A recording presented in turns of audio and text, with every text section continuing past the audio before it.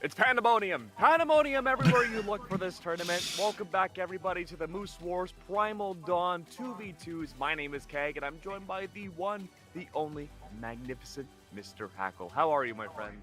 I'm doing fantastic. Been a bit of a while since I had to cast on Moose Wars, had the chance to cast one even, but we've got an absolutely insane bracket with a bunch of really big names. And we were saying backstage, there's no way to predict this tournament. There's so many insane players, so I'm really excited to get into this. Dude, it's pandemonium any which way you look. I've been hearing the lore from all the production people, from you yourself. You're saying that everyone who has had dedicated teams have split up essentially, and they're restarting and trying out new combinations. And there's been some pretty crazy ones so far. Hackle, which one is the most wild to you going into this? Well, just one quick thing as well. We've got to keep in mind that it is a double elimination bracket using the new challenger mode bracket. So if a team does get knocked out once, they have that second chance to play. And those teams, I think the first one I would like to speak about would be Megdy and Snowy, which is a pretty interesting one. Because these are two players that have been established for a while, names that have been around in the scene for quite a good amount of time, have never teamed before, and are two players that I wouldn't have really put on my list of people who I expected to team. While they're not exactly like polar opposites, Megdy is a very established ones player and has been sort of, I refer to him as like a gatekeeper of high placements in ones. If you can't beat Megdy, you're not going to be able to get into those top placements. A bit less so these days, but still a very strong player, and has been teaming with Raydish for the longest time. Snowy, meanwhile, has been swapping around a couple of players here and there, but has been a big mainstay in the 2v2 space for a very long time, has a world champion title under his belt for the 2v2 game mode, so a very potent player. But I'm curious to see how these two players that have been sort of lost for a little bit in the game mode, we'll see how they shape up together. I mean, I could definitely see the philosophy of bringing a legendary 2v2 player like Snowy, but Megdy with that 1v1 prowess could definitely come in clutch in a lot of clutch situations. You bring things down to a final 1v1, even in those 2v2s, you have that extra oomph with Megdy. That just might be what you need for something like BCX down the line. For sure, absolutely. And we're going to have to see. I am curious how many of these fresh teams, like you say, are going to be going to the distance to make it to BCX, for example. Or if it's more of a, like, it's a community tournament, let's test things out, play with some other players. Or if we have some teams that are really locked in on it. One team, actually, that has been locked in together for a while is Rise and Soul, who are two of the more upcoming names in the space, that have made a big splash in their region very recently, going from like not playing many tournaments straight into high placements in communities, and second at Winter Championships this year. So a very, very potent team who sort of exploded onto the scene, and I'm looking forward to see if they can keep up the momentum throughout the year.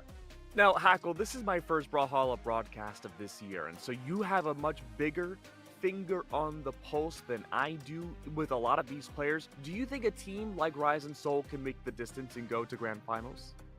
I think they're definitely capable, for sure. It's a question of how they shape up against these new teams, because whenever teams shuffle around, there's always that mystery factor of how these new players are going to play together, how their team combos are going to work, what characters they're picking, and especially on the back of a pretty substantial meta shift, at least in the 2v2 space, after a lot of big nerfs in the most recent patch, a lot of teams are going to be picking some different things, I reckon, and so a team like Rise and Soul are going to have a bit more of an advantage going in with more synergy, more practice together, but we'll have to see how they shape up against maybe some bigger names. But see, with the meta shifts and the nerfs, right, I'm thinking that maybe the team up with Snowy and Megdy might have a huge benefit as well. If there's a lot of 2v2 teams, even with synergy, that have been nerfed substantially, maybe going back to having a 2v2 team go up against two different 1v1ing partners might be the strategy. Yeah, I mean, the game mode itself is so full of nuance. There's so many micro interactions that come into play that will determine whether or not the game goes in your favor. And having a more aggressive player, a more supported player, has tended to be the format we see in a lot of teams. Think of Lores and Kaina, for example, where Kaina is sort of the premier #1 support player in the world, Kaina being an incredibly strong 1v1 player who is always there to execute. So they're kind of teams, good. Yeah, they're all right. World champions, it's okay. And speaking of world champions, actually, I want to talk about Munir and Sandstorm. Sandstorm, the GOAT of the game of all time, coming in teaming up with an EU player playing from his own region, currently practicing for the upcoming Royale, that max mode Royale, where they're going to have that 2v2 bracket, and playing cross-region is an interesting thing we have seen now and then. Munir and Sandstorm, two players that I think would actually work relatively well together. Munir has shown a lot of flexibility in the game mode, has shown that he can be that aggressor, can be that more supportive player. Sandstorm has played with, obviously, Boomy, has had that massive set of accolades. More recently, not quite as successful in the 2v2 game mode, but still a very, very impressive player. So I'm curious to see how their practice is going to be going, because they're definitely treating this as practice, as a way to sort of get ready for max mode. And so I want to see if they can make the distance despite the obviously lag issues that Moon is going to be having. Yeah, I just wanted to get some clarification on that, Hackle. So Sandstorm is not in Europe right now, right? No, no. So there will be some significant lag. Has there been any really big, like let's say top 4 Grand Championship teams in 2v2s that have had such a big ping disparity? I mean, in an online tournament, we saw Godly occasionally playing in some Moose Wars tournaments, playing in the 2v2s. He was practicing with Zen before 2023 BCX, which he actually did go on to win BCX with Zen as a cross-region team, which we haven't seen in a long time, a lot of years. I think the most other notable one, like champion 2v2 cross-region team, had Daiku and someone else that I can't remember. But besides them, not really. We don't see many like big names making it into like the top 4 of cross-region play in tournaments. So it's interesting to see how that'll shape up again. So I guess it's safe to say, not to diminish Moonir in Sandstorm, but very likely we're not going to see them go into top 4, right? But it'll be tough. If there's a time for them to do it with all these big meta shifts happening, I guess this would be the tournament for it to happen. Absolutely, yeah. And I was saying before, there's so many stacked teams. We can only talk about a few, but there are so many big names. I mean, we're going to get into our predictions in a moment, and there's too many teams to be able to. Quite often, there are teams that you can say like are definitively. I see them winning this tournament. They're so hot off their most recent performance. They're doing so well, but with all these shifts around and all the like. The want to compete in tournaments between majors, there's so many big teams going into this. It was so hard to bring a prediction going forward. Well, we're already talking about it. Let's get over to the predictions and see exactly what people are thinking going forward into this tournament. To be honest with you, I don't know who to expect. I like the bigger names. I think, those always have a good chance of succeeding. But again, with so many substantial changes happening leading into this tournament, I'm really thinking now, Hackle, that it's going to be more of an unknown name that can just snipe its way to the top. You'll actually, I think, see in my predictions that I did put more of a smaller name in first place. But I suppose starting with mine, for third place, I put BalloonBoy and Raydish, who very accomplished players. Raydish previously teaming with Megdy, BalloonBoy teaming with Hideaway, and they, as far as I'm aware, are currently rank 1 on the North American 2v2 ladder. So they've been putting in the hours, grinding and practicing, and we'll see if it pays off. I mean, BalloonBoy has been much more recently successful. Raydish has, with Megdy, had some very strong performances in 2v2s. I don't think they're going to quite crack those top 2 placements, the grand finals, but I think they're definitely capable of a top 4 and a third place today. Okay. I mean, if that's second number place, 3. Yeah, second place, I've put Fakey and Shade, and I was saying backstage, Fakey's kind of a fan favorite for me. He's an incredibly strong player who is very young and very early to the scene. And Shade is someone who's also been very upcoming, more so in the 1v1 space, has been getting some decent placements in 2s, but Fakey is just such a strong player that I believe you could put him with practically anyone and he will still make it to the top. So I think him and Shade are still going to place incredibly well. I just think they're going to fall slightly short to my first place of Bunny and Moni Hala, who I wouldn't have expected to put in first myself today. But then I looked at the bracket when I got into the VC early and I was backstage and getting ready. And I saw that they've made it this far by beating Marckiemoo and Future Bubble, who I probably would have put in first, because that team is one that hasn't shuffled around. It's got arguably the best 1v1 player in North America right now, one of the best 1v1 players in the world. Incredible synergy because they've been teaming since the dawn of time, and them being a team is the whole reason Marckiemoo has a PC and has gone this far. So those two are inseparable, have so much synergy, play so well together, and they fell to Bunny and Moni Hala, who seem to be on a hot streak today. I'll have to see how they do, but I think they can definitely make it into that grand finals. I mean, it's hard to disagree with your predictions, Hackle. I think you've had yourself right on the money. Do want to throw you on the spot, though. Do you think there's a wild card pick that could still snipe that top spot? There's too many. There's really too many. I mean, there's some shocking world where somehow Sandstorm and Moonir just break through everyone with like a playstyle no one's expecting, because obviously them being cross-region, EU playstyles might differ to what the NA players are used to, or we have some smaller team that no one's really heard the name of just breaking in. We've seen a lot more of upstarts recently in 2v2s, so it's definitely possible for sure. Absolutely, and I guess we'll go with my predictions too. I'm just a little old desk host, at least right now, so Hackle has the much more informed brain. I just look for names that are cool. I'll start with my number 3. I think it's going to be Simba and Lampy. if they're still in the tournament. Last I checked, they were in the lower bracket. They could have been eliminated in the last half hour or so, but I think it's a very good thing to see. I used to 2v2 with Simba way back when dinosaurs still played this game. Those players are oil now, deep in the ground, so probably not going to see a lot of them anymore, but Simba's still at it and has done super well over the last few years. I mean, yeah, that's kind of a much more old head pick, and it does, I think, I'm an old head. It does, unfortunately, I think, look like Simba and Lampy have been knocked out, which... Well, that's AI. That's not actually true. They get a second life. They have the totem of undying. I respect the confidence in that statement. Oh yeah, absolutely. Well, there goes my number 3 pick. How about number 2? I think it's gonna be Sandstorm and Moonier. You know, I think the cross region, if there's a time now to have an opportunity to break apart teams that don't have the synergy yet, Ping, regardless, Sandstorm for the longest time was a Scythe Warrior. You could have Ping that has a 20-minute delay and still find success with the Scythe. I don't know what Sandstorm's been rocking this tournament, but regardless, I have faith in his skills enough to bring it pretty far. Absolutely, and they're two super potent players. They're incredibly strong, and they're out the tournament. Yeah, absolutely. And then number 1, I have BalloonBoy. What's up? I just said they're out of the tournament. They're also gone. You know, I was hoping I was mishearing, but I was not.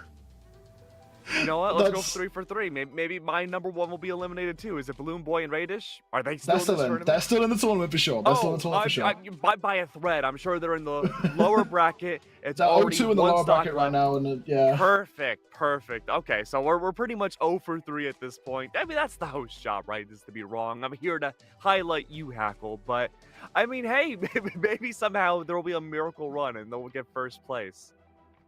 Right? No, they are on the winner's side still. They're on the winner's side still. They're doing pretty good. I think of all the teams to put in first place, Balloon and Raidish are an incredibly strong pick to put there. I mean, they have so much experience in the game mode, and I mean, like I said, they're currently could have been topped off while they're playing in the tournament, but they were at least half an hour ago rank 1 in North America, so they're putting in the work for sure.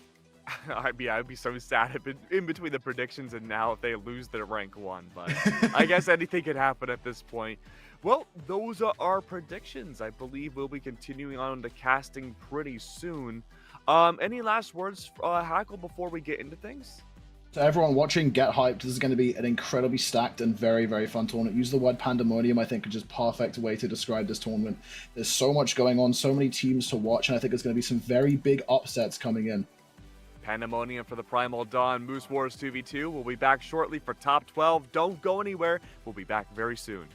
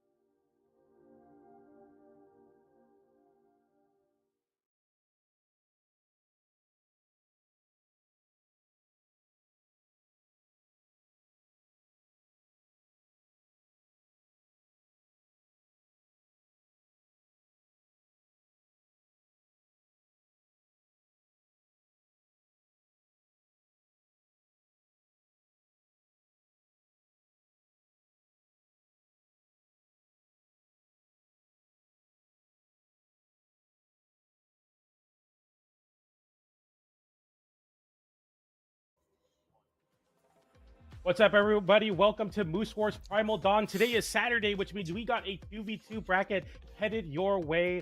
$1,000 prize pool courtesy of Brawlhalla Esports. Before we do anything, first want to shout out the pre-show. Hackle doing a great job with it. It was really, really fun to watch Keg as well. First, some predictions up. Besides that, though, exclamation point bracket. Get informed. We're on Challenger mode now, so make sure to check that out. Make an account. Link your Brawlhalla account. Do what you need to do to get involved on Challenger mode. I'm PJ the Pup, joined by Graffiti. Graffiti, how you feeling today? Hello, hello, hello. So yes, the tournament that we got going up, wow, I'm troubling my words a lot. Thank you so much for joining us in PJ. We got a very exciting tournament for y'all, and I'm very happy that y'all are joining us for a very, very exciting night of fighting games. I'm pretty sure the first match we should be having up right here should be Bunny and Money Holla versus Immaculate Rat in Whale Pro.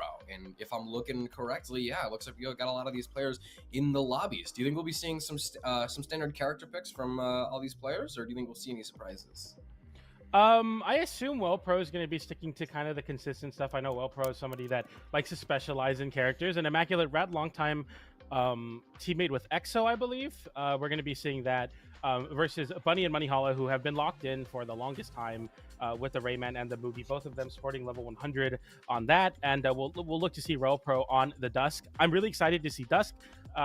Me as a Thor player, I'm kind of on the Orb train right now. I think Orb is a slightly slept on, especially in twos. I want to see more Thor, but Dusk is also a really good pick. Of course, Spear is very helpful in 2v2s as a pickup option, as a disruption tool, and Orb in general is just incredibly consistent and a really great edge guarding tool. Side light, side air, the character is, or weapon is going to be very, very good, especially with Macho Man, who's going to be doing a lot of damage for you and tanking on those stocks. So I'm excited to see this. The red team obviously favored to win this one, but I think the blue team, with just the composition, could definitely make some things happen. I'm also looking at the character picks for Red Team, Money Holla, and Bunny. I gotta say, this is a very interesting team comp because I actually have a lot of expectations for it. We have a Moogie, which when a Moogie was released, a lot of people were kind of worried about how powerful a Moogie would be, how difficult that character would be to fight, and especially how good he could be in twos really came up as a conversation because you have a high defense and high attack Axe Legend, one of the most stable twos picks ever that we're also seeing on screen is Ogrim, which is a high defense Axe. There was a point in time where teams, if they were down a few games, they would swap to double Taros because that's high damage Axe. So having high damage and high attack Axe, plus just a Rayman, not a bad pick in the slightest, very solid in both game modes. I'm very curious to see how this team comp goes from Red Team, but I'm also really happy to talk about the Orb and Blue Team because Orb does get its love in singles, but we almost never see it in singles. Maybe Frydazole when he plays every once in a while, but that's only when he decides to take the game seriously because, God love him, sometimes he's on to bigger and better things, but... I'm really taking a careful look here at Whale Pro to see how this Orb does in doubles. We have so much rep for Orb in singles. We don't really see it in doubles. My interest is piqued, to say the least. For sure, we're starting off here on Small Fortune of Lion, and the red team already start off with a very solid start in terms of the weapon. They have both of the weapons picked up here, and this is where I think it's kind of rough for Dust to get things going, especially in the early damages. Having the Orb versus Axe and Greatsword, you're going to get outranged in a lot of these spots, and it's already looking very tough for Immaculate Rat, who's getting sent off stage. Bunny goes for the cider, nice dodge through that to the soft platform, but so far the blue team taking so much abuse early on with that weapon advantage from the red team. Good start for the red team. It's also really funny seeing how Money Holla is using these signatures. It looks like a Moogie is a bit more of a stage hazard tool in his mind, and as talented as he is a great sword. It's really funny seeing him just let 4 D6 consecutive rip. And does it seem to be working? I mean, he's got to save his friend off the side. Bunny's having a hard time recover. Now it is up to Whale Pro to try and make it back. No, they cannot. Our first stock of the evening is actually going to be a double at the hands of Red Team, getting a slight lead here. Yeah, and this is kind of like the snowball effect that the red team will definitely have. Money Holla playing the Amugi has so much range and so much damage output. Bunny being one of the best and most creative edge guarders in Brawlhalla right now. It's definitely dire straits for the blue team, but they're definitely going to fight back here. Money Holla landing with a downer, gets the N-Sig, but Immaculate Rat finding the KO over onto Bunny, and now this 2v1 sets up for Immaculate Rat to try to go off stage. Well, Pro doesn't either with a weapon toss. Picking up an orb here, looking to get that side light side air or side air in general on Money Holla. Money Holla not giving it to it easily, and all of a sudden it's looking pretty tough for the blue team to get back in this one. They find the KO on Money Holla though, and we're equalizing stocks, but not quite the damage yet. very careful as to how Whale Pro plays the next few minutes of gameplay, because Spear, having that Nair is a good touch me not, and Orb, I mean, you can play Orb very well, but doesn't matter how well you play it, that Dare is going to send you straight to the nether.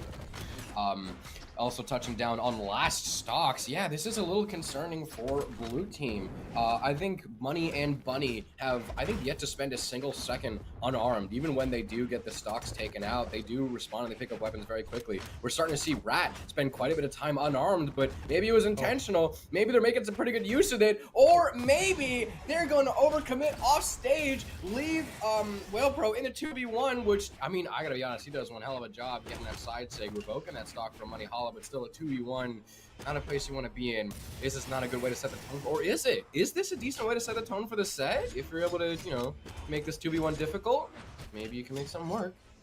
I like the aggression there from Whale Pro, even with Bunny picking up a weapon, realizing like you don't necessarily as the red team want to get the team damage, so Money Hollow is gonna have to just eat the side light into down, and like, but that's gonna be a very easy conversion. And that down sig for Money Hollow found so much mileage. Using that as a slide charge to get off of platforms and land downwards has been so crucial, and that sends at a terrible horizontal angle for the blue team to recover. And Bunny's able to close out edge guards with it. We'll see it here in the replay on the second stock.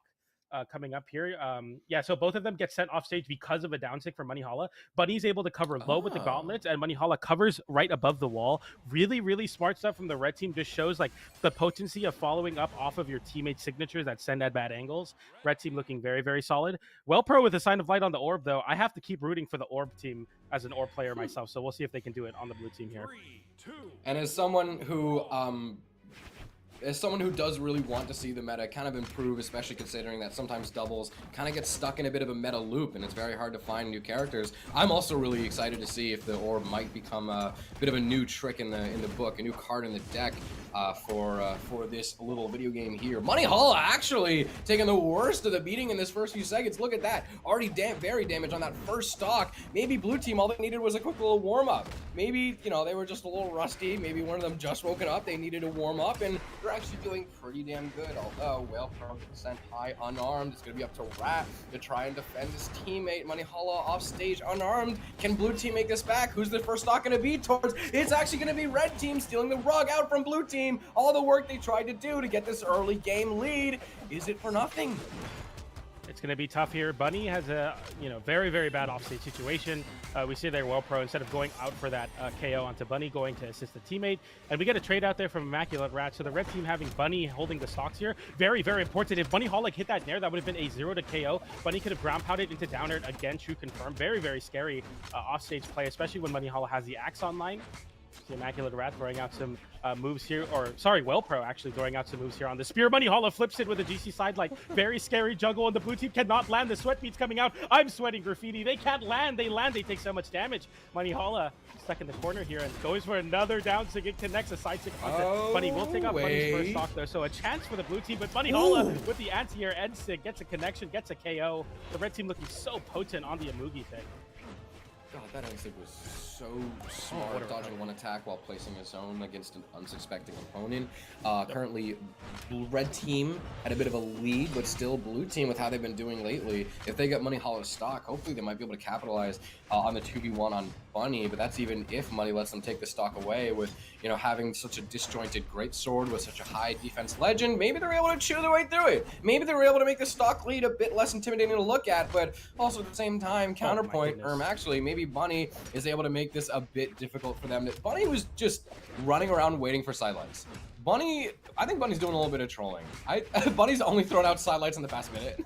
It was crazy that Bunny was doing that in a 2v1. Like, I'm not trapped here with you, you're trapped here with me. Like, I am the threat that you need to worry about. I don't care what you think you can do. I'm Bunny. I'm going to play aggressive no matter what. And now the double axe on the red team. Of course, Money Hollow on the last stock, but Bunny going for the down air there, didn't find it. Sweat beats, but makes it back to the wall. And now a 2v1 for Immaculate Rat makes this impossible as the red team find the conversion into Bunny's axe recovery to close out that one. And Money Hollow kind of swapping roles a little bit there with Bunny, taking the brunt of the damage, but also confirming a lot of those KOs, using signatures, using that axe, or the recovery on the Ice Pop Greatsword. So it's really cool to see the red team kind of even in these earlier parts of the set, adapting a little bit, changing the game plan accordingly. Oh, there it was. All the damage. It's really cool. I'm very sorry to interrupt you, but that one, I think it was the Axe Ensig from Money Hollow was so smart, because I forget who was placed where, but one teammate was grounded, ready to attack Money Hollow, but instead uses that Ensig to place the character above the ground, out of the way of grounded attacks, and still able to hit an airborne opponent while that was unprepared for it. It was actually really excellent decision making. Really, I guess is good proof that they are really deserving this 2-0 so far, but still, I can't help but to hold on to that little glimmer of hope we had during, what is it, the first Stalker? Okay, funny clash. During that first Stalker 2 with that previous game, right, PJ? Blue team was actually holding up really good on their own, and it really was just a quick reversal that red team was able to make use of, and blue team was trying to hold on for dear life, but I mean, I still think we haven't seen the end of blue team here. I still think they have more tricks in the bag. Yeah, and so far Immaculate Rat has been playing, you know, no pun intended, immaculate on the lance, getting so much damage onto Bunny, keeping Bunny off stage. Money Holla struggling versus Well Pro on that, but unfortunately a little bit of team damage gives Money Holla an opportunity to get his feet back on the ground and get so much damage. I like that from Money Holla, getting the 2-hit piece, realizing Bunny's going to send an opponent your way, go for the downer. Didn't connect, but I like the idea, and that's going to be a double KO, I believe, going over to the side of the red team. No, just 1 KO per piece, but still really, really good stuff. The red team starting the juggles immediately with that short window of opportunity in that 2v1, while Well Pro is still coming back with their sidekick. But nonetheless, the red team, I mean, we're talking a lot about the blue team and our high hopes for it, but the only thing high going on for the blue team is how high they're getting juggled by these axes. They cannot land. Immaculate Rat loses the stock recovery into the chase dodge ground pound from Money Holla. Electricity from the Imugi. I mean, I don't know. Is it too much to say he's cooking with the Imugi? But right now, it's looking terrible for the blue team. Okay, the Imugi took and cooked me a second. That one was good. Bunny fighting off stage. Oh wait, no, Bunny overcommitting. Bunny. Is she overcooked? No. No, we're not burning the food. Nothing's overcooked. Right. Bunny doesn't overcommit. She's able to make it back to stage, and able to continue this sandwich that they have blue team in the middle of. Stocks are 5-2. Do I need to repeat that? 5-2. Although they could be looking 4-2. Bit of Caster's Curse, maybe a bit of in favor of blue team. Some of the people that I really want to make sure we pay attention to are Money Holla and Rat, because both of those are starting to dip into red, and you know that could sway the pace of the game depending on who gets knocked out first. But Rat was on bracket stock, and what was Money doing? That had to have been a bit of trolling. Okay. I think we're just having fun. I think they're getting a little brave. I think they're just having fun. Money Hall is just getting the anger out of all this greatsword nerfs, saying, you know what, no matter the nerfs, no matter the state, I'm going to hit a 30-piece string on the stream anyway. Bunny, don't dodge, so I can make the weapon look even more OP. Cool to see that. Bunny slide charge Ensig just for the fun of it. And that's the red team taking it in style. 4 stocks, 3-0 moving forward. Bunny, Money Holla, looking really, really dangerous in the bracket.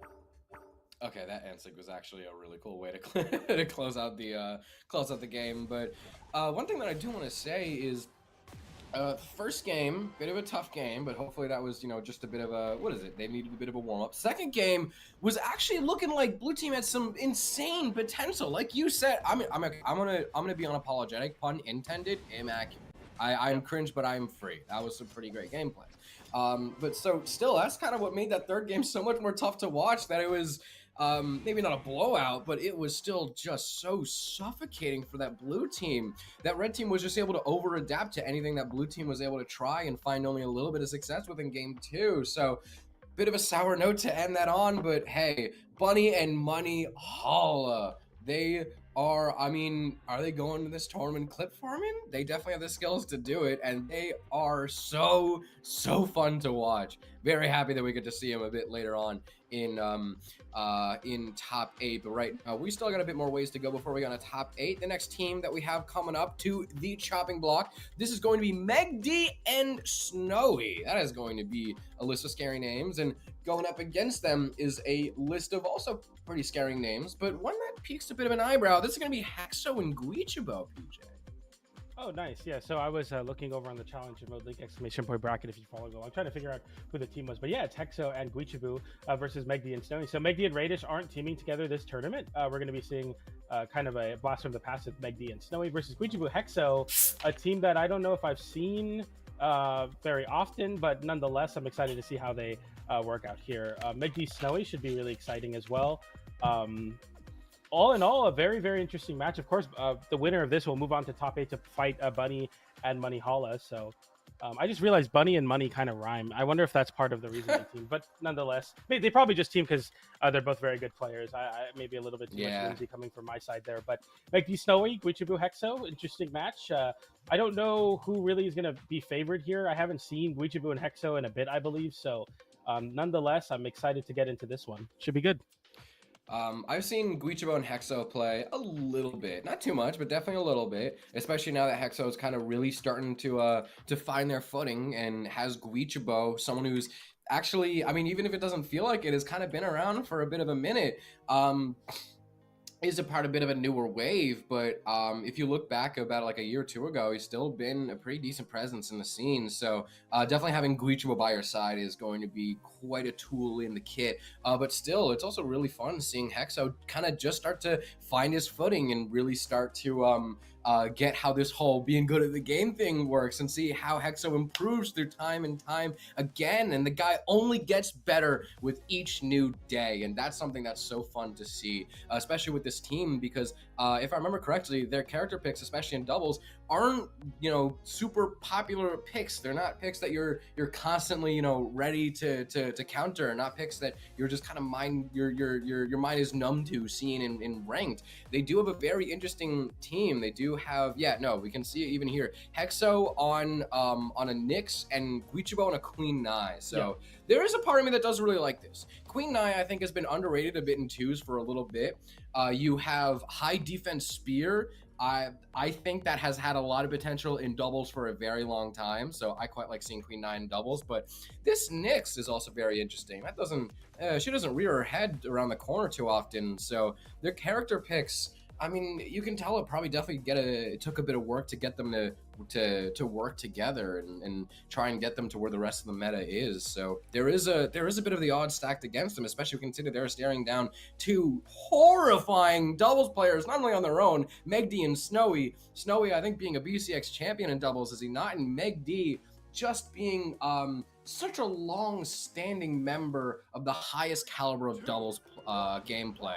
So there is a lot of work Guicho and Hexo have to do to make this work and really prove their point. But if we know Guicho, we know that sometimes they play best when the odds are against their favor. They are, pun intended, considering Lin Fei, they are an explosive little guy. Yeah, absolutely. Remembering now, Guicho and Hexo was a team that started off at the offseason last year, and they actually got 7th at Winter Championship 2025, this last official that was played. So yeah, I barely remember them as the Scythe and the Guicho, who definitely leads into the Queen Nai aspects, a lot of signatures, and Hexo as well, getting that side stick onto Megdy, flips it into Guicho's signature, realizing that will KO. Yeah, they can actually get so much mileage off of Guicho's signatures. It's something you have to be so careful of if you're the red team. His gameplay is so unpredictable. You have characters that are rarely played in doubles, and yet they're still able to get so much damage, even if some of it is team damage. It's so unpredictable. It's moving so fast. Yeah, this team comp is something that you run into a lot when you're climbing the rank ladder, but not something that you would really think can scale well into professional play here in Valhalla. But instead, they actually find a lot, and using, you know, the really strong tools they have can definitely make some pretty cool stocks, or I guess cool for us to watch, not cool for the red team, but the red team finding some cool here as they have the stage to the blue team. Guicho having to land high, doesn't get hit by that end light or that recovery for Megdy, so Guicho was happy to land back. Hexo getting to blaster 3-piece there, down air into GC, down light into side air for some nice damage. Megdy getting the pogo though, Snowy with the down air, and Hexo unable to make it back. Guicho cannot give the chase dodges. Snowy knocks Guicho away, and Guicho in a bad spot, having to land versus the red team. The gauntlets, the cannon, it's too much. Recovery off of the side air. Now Guicho sweat beats again, hasn't landed in the last 15 seconds. Finally does make it back, but after taking so much damage, thankfully, Queen Nai, having a lot of defense, so it's not too bad. Do you know what I like to compare Snowy to? What is it? I like to compare Snowy to like a seasonal fruit, where fruit.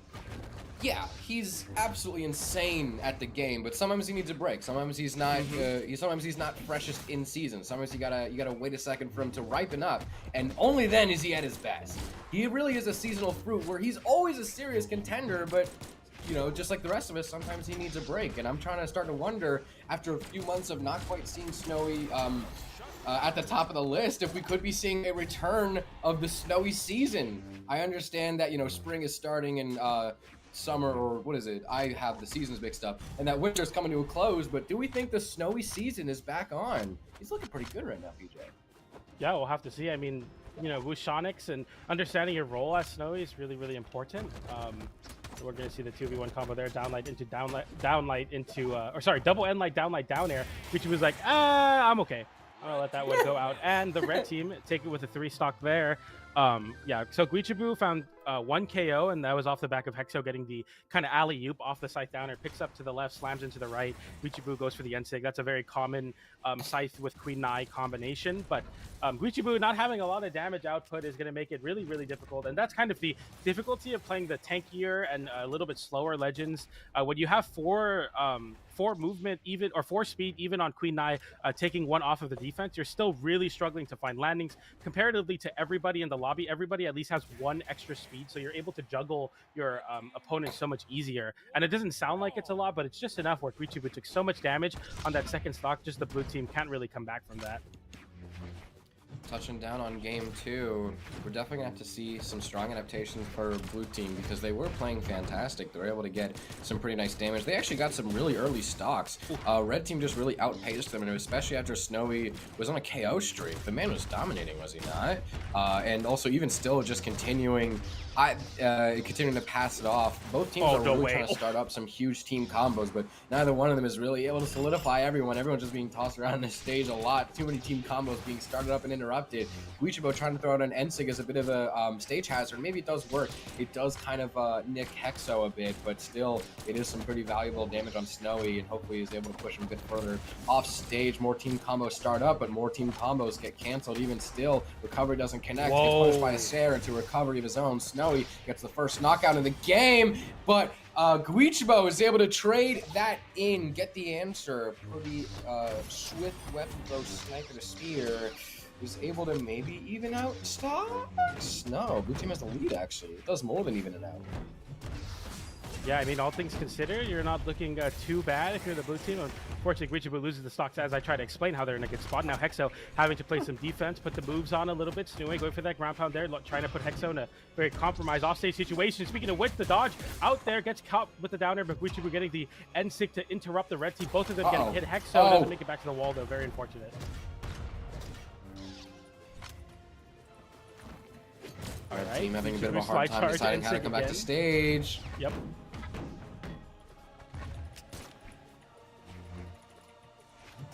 All right. Yeah, and Snowy trying to get some space, get those juggle going. Megdy kind of playing on the defensive here, letting Snowy take up that space with that disjoint on that cannon there, so you're a lot safer. Nice conversion off of the side air there, and then Snowy getting the N-sig from Megdy. Guicho now in a bad spot, getting hit with the weapon toss. Snowy, no dodge, PJ! Just doesn't make it back, even afterwards. Doesn't even need the ground pound, and now another 2v1 comes out as the red team are playing very, very well. They're getting a lot of these really cool team combos. We're going to see this in the replay here.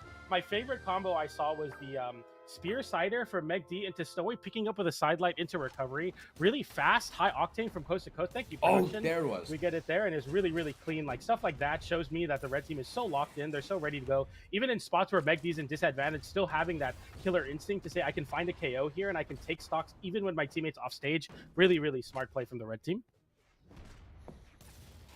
So red team, it seems they're focusing Hexo pretty strong, because if we look at some of these stats for Hexo is not able to really put out. Actually, no, the stats are pretty similar, but still there is a bit of an uneven split between how Hexo and Guicho are both able to size up in this game. Snowy dealing the brunt of the damage with this cannon, really putting himself forward, and Megdy playing a good supportive role that he does usually play in bubbles, playing that defense, playing that stable platform. If Snowy needs to step back, give himself some breathing room, reset a bit to neutral, even though neutral is pretty rare in doubles, Megdy is able to be that I'm just finding new ways to say support. But over on the right side of the screen, the numbers look very different for comparing Hexo and Guicho. Hexo is not really quite able to find a lot of damage, at least not as much as Guicho. And they're both really kind of trying to throw themselves into the game. They're both trying to play a bit aggressive.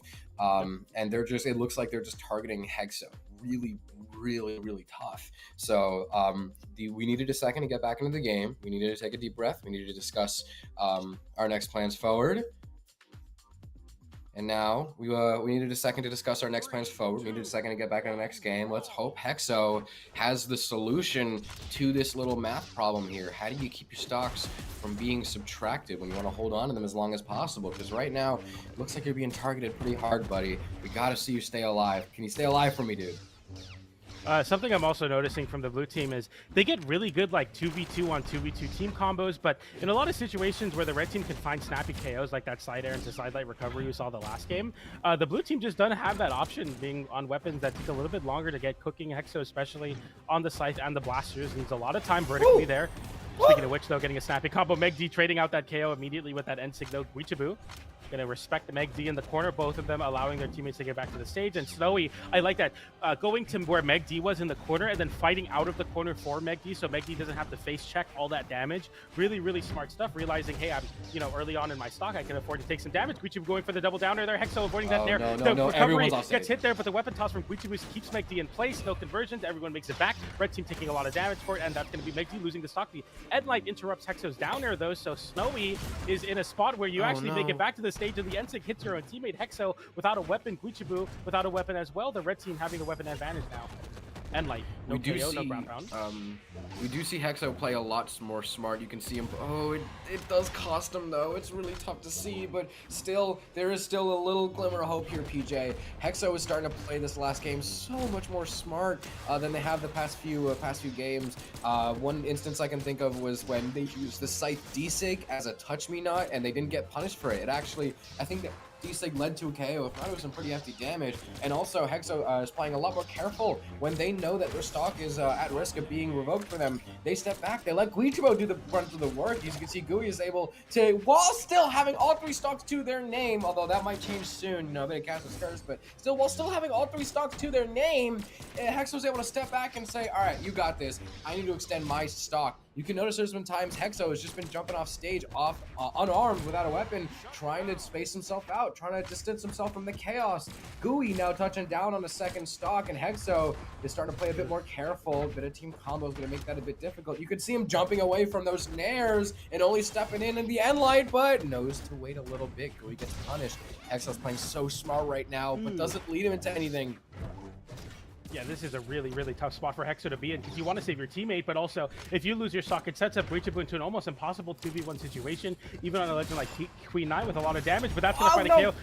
Snowy gets a downlight into the Nair, but Guicho should just take it here, finds the dodge through with the signature, and that's going to be Guicho taking it with a down sig there on the guitars. 660 damage from Guicho, 398 on Hexo. A lot more symbiosis for sure from the blue team there. I was talking about how I want to see them getting those KOs a lot earlier with those very clean confirms, and there we saw it on the first stock even there getting the I don't know what sent into the recovery, but Guicho ended it with a recovery. Those like very fast and clean conversions to find KOs at KO percent, very, very important in terms of like keeping yourself healthy, keeping yourself in advantage state, especially because you want to get those 2v1 mismatches even when you're still fighting both players. So good stuff from the blue team. A change of pace, maybe a change of vibe and mood for them. We got Hexo restarting that before the last game. Maybe that restart's all you needed. We get into game number 4 now. Blue team, reverse 3-0, potentially incoming. I'm getting giddy, PJ. This is so exciting to see. Another bit of smart decision making we see from Hexo was when Gui was letting that side sig rip. Hexo was waiting on the blaster's down signature and protecting that space around Gui. So if someone tried to punish him, then what is it? They would probably fall victim into that D-Sig. Unfortunately, charging that D-Sig does cost him, but you do see the vision. And I'm actually really, really excited to see that Hexo, like you said, not only fixing some tech issues on their end, but also just starting to play so much more smart, making such better decisions. And Gui's stock tanking is looking pretty dang nice as per usual, although that stock tanking might kind of start to fall under jeopardy now that we might have, maybe pulled a bit too much attention to it, PJ. I'm really excited for blue team, but I'm not trying to get too excited just yet. Oh, Hexo getting hit with 2 of the gauntlet. Oh, the gauntlet weapon tosses, and then the charged up one into Megdy, sidelight into recovery. Snowy, a little bit of disrespect. Hold these gauntlets for me for a second here. I know you can't put them on, but you'll hold them on your face, and that's going to be the red team taking some pretty crazy stocks at that. Megdy on 3 stock still, Snowy on 3 as well. So all things considered, looking pretty good. Guicho getting the stray recovery onto Megdy. Hexo also flips it with a down air there on the Blasters. Doesn't KO though, because Blasters, even after the buffs, having some difficulties KOing with that move. Megdy having to allow Snowy to give some space for Megdy to make it back. But without a weapon, Megdy kind of compromised here. Avoids like 5 hitboxes from the blue team. Megdy still holding onto the wall. A comfortable spot for Megdy to slow it down in the 1v1s, but even in the 2v2s, a safe place for him to hold on to this first stock. Megdy is about to fall out of this last stock any second now. D-Light Sair seals the deal. Snowy trying to advance her back and trade that in. Maybe try and get a good few hits on the Hexo, especially considering that Hexo starting to look a bit worse for wear. A Dare, does that seal the deal? Yes, it does. Hexo is now touching down the last stock a minute in. It looks like blue team could be shifting their eyes onto Snowy, trying to get Snowy down the last stock. Recovery to unarm is going to be a good way to try and take a few steps closer to that, but it doesn't quite cross the finish line. Gooey and Megdy actually not looking too bad. I know that's red for Gooey, but Gooey's stock tanking has been very good. And Hexo's strategy of trying to cover Gooey's whiffs does cost him a little bit, but still is able to find the KO. Does get that stock off of Snowy. Megdy now fighting for his life here. That's Sair. Actually, the clash. Does Megdy make it back? Do they make it back from this? Hexo trades himself in. Hexo trades himself in for Megdy. Guicho's now on last stock of this 2v1. Hexo should not have traded himself in. Yeah, and I mean, it could have even been worse if Snowy somehow found that nair to hit Megdy or given Megdy a chase dodge, but now the game is over, the set is over, the red team is just too clinical with it. It's a KO, it's a 0 to KO for the red team, who take it immediately, punishing Hexo for going for that trade. And you see there Hexo getting 3 KOs, 432 damage, Guicho 1 and 335, but it's just not enough to get the reverse 3-0 to be a dream come true for the blue team, and the red team in Megdy and Snowy move forward to place money in top 8 to face Money Holla versus, or to face Money Holla and Bunny. So we'll see how that one plays out. But, you know, a good showing from Guicho and Hexo, especially in that game number 3, just wasn't enough to get that full reverse 3-0 going. God, that is exactly what I'm talking about. You see Hexo get better every single day, especially considering... Oh, was that a controller disconnect? Hold on, I was just watching the replays. Hexo stood still. They didn't recover. Did, like, I don't know, did sticky keys turn on or something? Or did their controller disconnect? That last stock, they just refused to recover. They just let themselves stand still and fall. That might have not been his fault, PJ. Yeah, I'm not too sure exactly what happened with Hexo there. It's unfortunate to lose a stock like that, but nonetheless, I mean, I don't want to be like a negative Nancy, but I definitely do think that it's like going to be kind of hard, even if you have that stock, to really make a comeback happen. But nonetheless, an exciting first 2 sets to get the day going here. We had Money Holla and Bunny beating Well Pro and Immaculate Rat to move on into top 8, and we just had Snowy and Megdy beating Guicho and Hexo to move over into top 8. That is just the first half of top 8 sorted out, though. Coming up after this short break, we're going to get BalloonBoy Raydish versus Nom Zen, and the other side, Rise and Soul versus Fakey and Shade. So don't go anywhere, because we'll have the rest of the top 8 qualifying after the break. Stay tuned.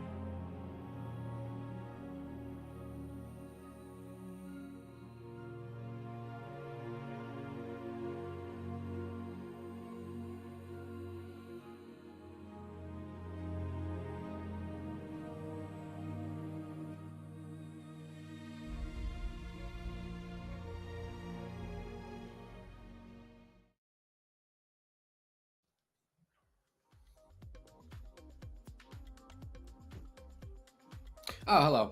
Hello, hello, hello! Welcome back, everybody, to Moose Wars Primal Dawn. We have just had two very, very exciting and pretty dang interesting sets happen right in front of our very eyes. We are going to be continuing on with winners quarterfinals. My name is Graffiti, and with me I am joined by the wonderful, the ever so fascinating, the very, very fantastical PJ the Puff. Hey, what's up? Throughout all of your great introduction to me, my Discord left the call and I started freaking out. I'm like, well, hopefully it puts me back in before you pass it off to me. But we made it. We got on the good line for that, so we're happy to be here. And I'm very happy to be here for the next match. We got BalloonBoy and Raydish versus Nom and Zen.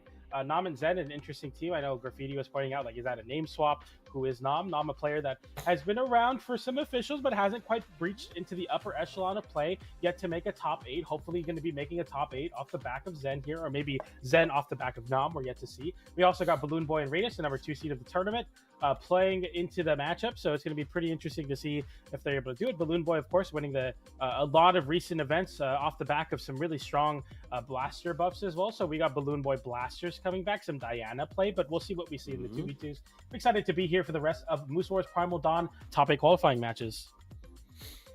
Yes, sir. We got the players getting ready. We'll be ready to go just any second now. Everyone's just finalizing their picks, getting everything ready, making sure no controllers are no wires are loose. Controllers are good to go if we need them to be. But yeah, just like you said, Balloon and Raydish. Pretty interesting team. Two players who are at the the top of the upper echelon. What else can we say? The very highest of the highest in North American doubles. Maybe just more than North American in general. Two very fantastical players. Players who just press buttons beautifully. Zen also joining them, but not on a team. On a team with Nom, and that's going to be very interesting to see. Just like you said, for our first game, we are going to be running. We kind of begged them to do this, and by we, I mean me. I was the only one in VC saying, please run quad Priya. Our first game in this set looks like it is most likely going to be quad Priya, unless this is a button check, which doesn't really happen online. We're going to be going quad Priya. Yeah, so for those of you that don't know the way that Brawlhalla Competitive works, Brawlhalla Competitive, in order for a legend to be played, one balance patch needs to come out that affects the legend. So say, for example, King Zuva came out and a balance patch came out like a week later. There was no King Zuva changes or addressing of King Zuva, so that wasn't the time when King Zuva was allowed. So Priya, of course, is tournament ready. However, the blue team and the red team both lock in. Why would you play double Priya when you can play Wushonix? That's a very very oh no really I really we got wanted Wushonix. We're in North America. We got double gauntlets. We also got the blue team on their mains. We got the Devil Jin from BalloonBoy and the Red Raptor from Raydish. Excited to see how this one plays out. Of course, the blue team having the higher seed doesn't mean much though versus the team comp of Zen and Nom. We'll see how this one goes. I got the blue team taking it, but we'll see if the red team can make an upset happen. I was during the break, I was begging them to run quad Priya. I was begging them. I was so, like, you heard the excitement in my voice. I was so excited, Puff. I wanted the quad Priya so, it would be so funny. It would be so dumb and funny. Nah, but the blue team and the red team, they're like top 8 spot here. First Moose Wars event on Challenger mode, exclamation point bracket, by the way, if you haven't already checked out Challenger mode. We're going to lock in our picks here, and we definitely will see the Raydish and the BalloonBoy. And another orb representation here in the top 8 qualifiers. Let's go orb players. Stand up, it might not be our time in the sunshine, but we create our own light, you know what I'm saying? So we'll see if Raydish can continue to push the mantle of the best orb player in North America, even in the 2s format. I mean, considering his accomplishments so far, I don't even know if he really has to push it that far. There's not really many orb players that really come close to his status, especially considering in recent times, BalloonBoy with the bow. Is BalloonBoy the best bow player in North America? I don't know. Yes. Maybe I'm forgetting something. Maybe I'm saying something silly, but telling by how confident you say yes, I'm going to continue talking confidently because I just got some positive reinforcement. I looked over you for emotional support. You gave me the thumbs up, and I said, okay, cool. I will now continue not thinking before I say things on live stream. Definitely works out there, especially when you're putting your chips into BalloonBoy's basket. That's definitely the place you want to be. And yeah, we see a BalloonBoy getting traded out with that side sig, and Raydish gets the cider, but no KO over onto Zen. Zen getting hit with another cider from Raydish, though, since Zen quite far off stage. Nom on the Onyx, definitely struggling to find any way to support his teammate there. And, you know, you're on your second stock. You definitely don't want to get hit in the 2v1 combo. Fighting back from BalloonBoy, encroaching onto the wall there with the side air. Smart stuff. You got to force them to respect, especially when you're the new kid on the block, especially this far into the bracket winner side. Got to act like you belong. Double gauntlets. It is a little bit tough to make those combos work because, you know, when you hit, I think, 2 attacks. Whoa, okay, hold Raydish! on. Oh, you don't have to do it to him like that. You don't have to do it to him like that. He gets the GC down, like, you get the nair afterwards, and if you just, I mean, at that point, as a guess for game, the downer KOs off the side. Oh my goodness, we've all been hit by it, but man, Battle Boots in 2s is so potent, especially in spots like that. You're thinking about everything but that 1v1 combo you're in. Most of the time, you get hit by something in 2v2s, especially when it's one person. You're like, okay, this is not a big deal, but instead, Raydish just takes it and takes it on until you usher your opponent into the blast zone. That was so clean from Raydish. Zen trying to oh my guard goodness. the weapons so that neither member of blue team, now that they're unarmed, can get a weapon, and it goes pretty well for them. However, Zen also tossing out gauntlets for spear, trying to continue to weapon starve Raydish. That's gonna make BalloonBoy's job a lot harder, but never mind. Raydish is able to pick up the boots. Players really just kind of scrapping in the middle, and the stock lead gets turned around on its head. BalloonBoy, worse for wear, could get sent out of the game one very, very soon, but now Nom is no longer the last one on second stock, joining everybody in last gang.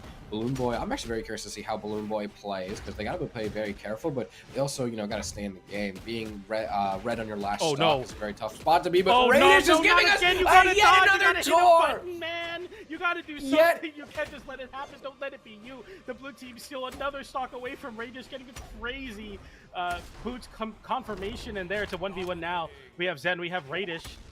Sometimes the format swaps here on Saturdays. We got the 1v1 going. The side stick comes out, and that's going to be the KO for Zen to clutch it out after Raydish takes 2 crazy stocks with boots. We got Zen saying, you know what, I'll bring it back here. I got you. We'll make it into top 8 off the back of a clutch 1v1 potentially. So we'll see how that one matters. But that's game 1 going over to the red team. Raydish had to remind us that this musical has 2 acts. It was never really over. It just needed an intermission. Raydish giving us one hell of a tour of Fortress Alliance. This is, I think, the first time in the game that this happened, and I think we might be getting a clip of the second time where Raydish, there it is. And that was, I think, on 2 different people. Was that first one? Yeah, that first one was on Cutie. This second one was on Nom.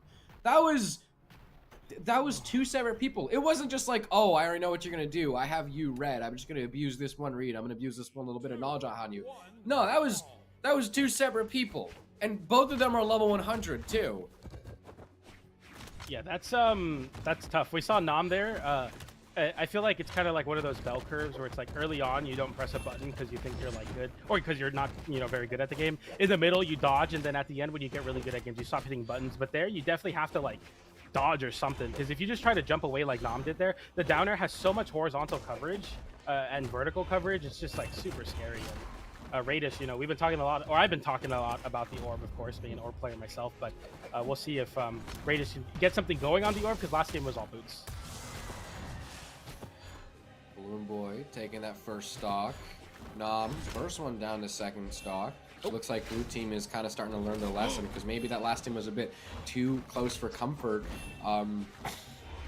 when Nom was extending stocks pretty far. If you remember, Nom was the last one on second stock, and now they're the first one on second. So they're definitely trying to switch up the strategy. Even though they did win the last one, they're not trying to have it too close. You can definitely really see that they are trying to take this seriously. They're not trying to troll around too much. They don't want to give blue team any space that they don't have to. And they're also able to get Zen out of the first stocks. Blue team are going to be losing their stocks in the second now, especially considering that they dropped that team combo. Raydish is the first one to fall. BalloonBoy gets caught in the middle of the sandwich, but red team can't get anything to fully commit to. And why was Nom just jumping around? They were clashed. They ran out of options. Then they almost fell off the stage. I was so worried that Nom was going to SD. I'm so serious. I was actually kind of stressed watching that. Zen is moving the fastest I've maybe ever seen Zen move. Zen's getting hits, even off of hitting his own teammate, he's getting chase dodges forward. He's trying to get movement going there, but finally the movement gets stifled by BalloonBoy, getting a side 6 sending very low downwards, and goes for the nair onto Zen there. Didn't need to even hit it. Sweatbeats come out, and BalloonBoy getting a side stick as well. And this is the blue team that I expected to see. Both of them having a stock lead, looking so solid. Should be easy to take this game. That spot dodge didn't last long enough. Yeah. Raydish and BalloonBoy still on second stock. BalloonBoy actually not looking too bad. Definitely kind of slowly dipping into red, but that's really only the hands of chip damage. Red team is yet to really find any huge commits, any huge stocks, although now they're in the 2v1. Maybe this is what they're waiting for. Maybe they're not willing to you know, show all their cards. Maybe they're not willing to completely throw themselves into the fray. They're waiting for these 2v1s to fully capitalize on. Now that Raydish is also playing a bit more defensively, maybe that's enough of a 2v1 for them. We only got that stock off of BalloonBoy, bring everyone down to last stocks. Blue team, now that the stock lead has been turned into a damage lead, which is a better problem to have, it's still a problem. So they're definitely have a bit of work to do. Red team, not looking too good for them. They're just waiting to capitalize on these 2v1s, but they're not getting them enough. They're not getting the 2v1s enough. They don't have enough doors to open. Yeah, that was a crazy showing from the blue team, especially BalloonBoy getting the 6 KOs, gets the ace, the sweep, whatever you want to call it. It's going to be BalloonBoy. I mean, really coming into his own. We saw the last game, you know, for the blue team, it was definitely Raydish's show. We got a lot of really cool clips from Raydish, but there we see BalloonBoy really coming into form and now making it so much harder for the red team to make something happen. Zen was moving a lot that game too, so definitely a lot of confidence coming out of the red team, but you know, this might just be the start of something great for the blue team if they can ride this momentum into game number 3. We are evened up here 1-1 going into game 3, so it's anybody's set. We'll see who gets the set lead here after this game. Back onto small Fortress of Lions. All right, and we see Lions.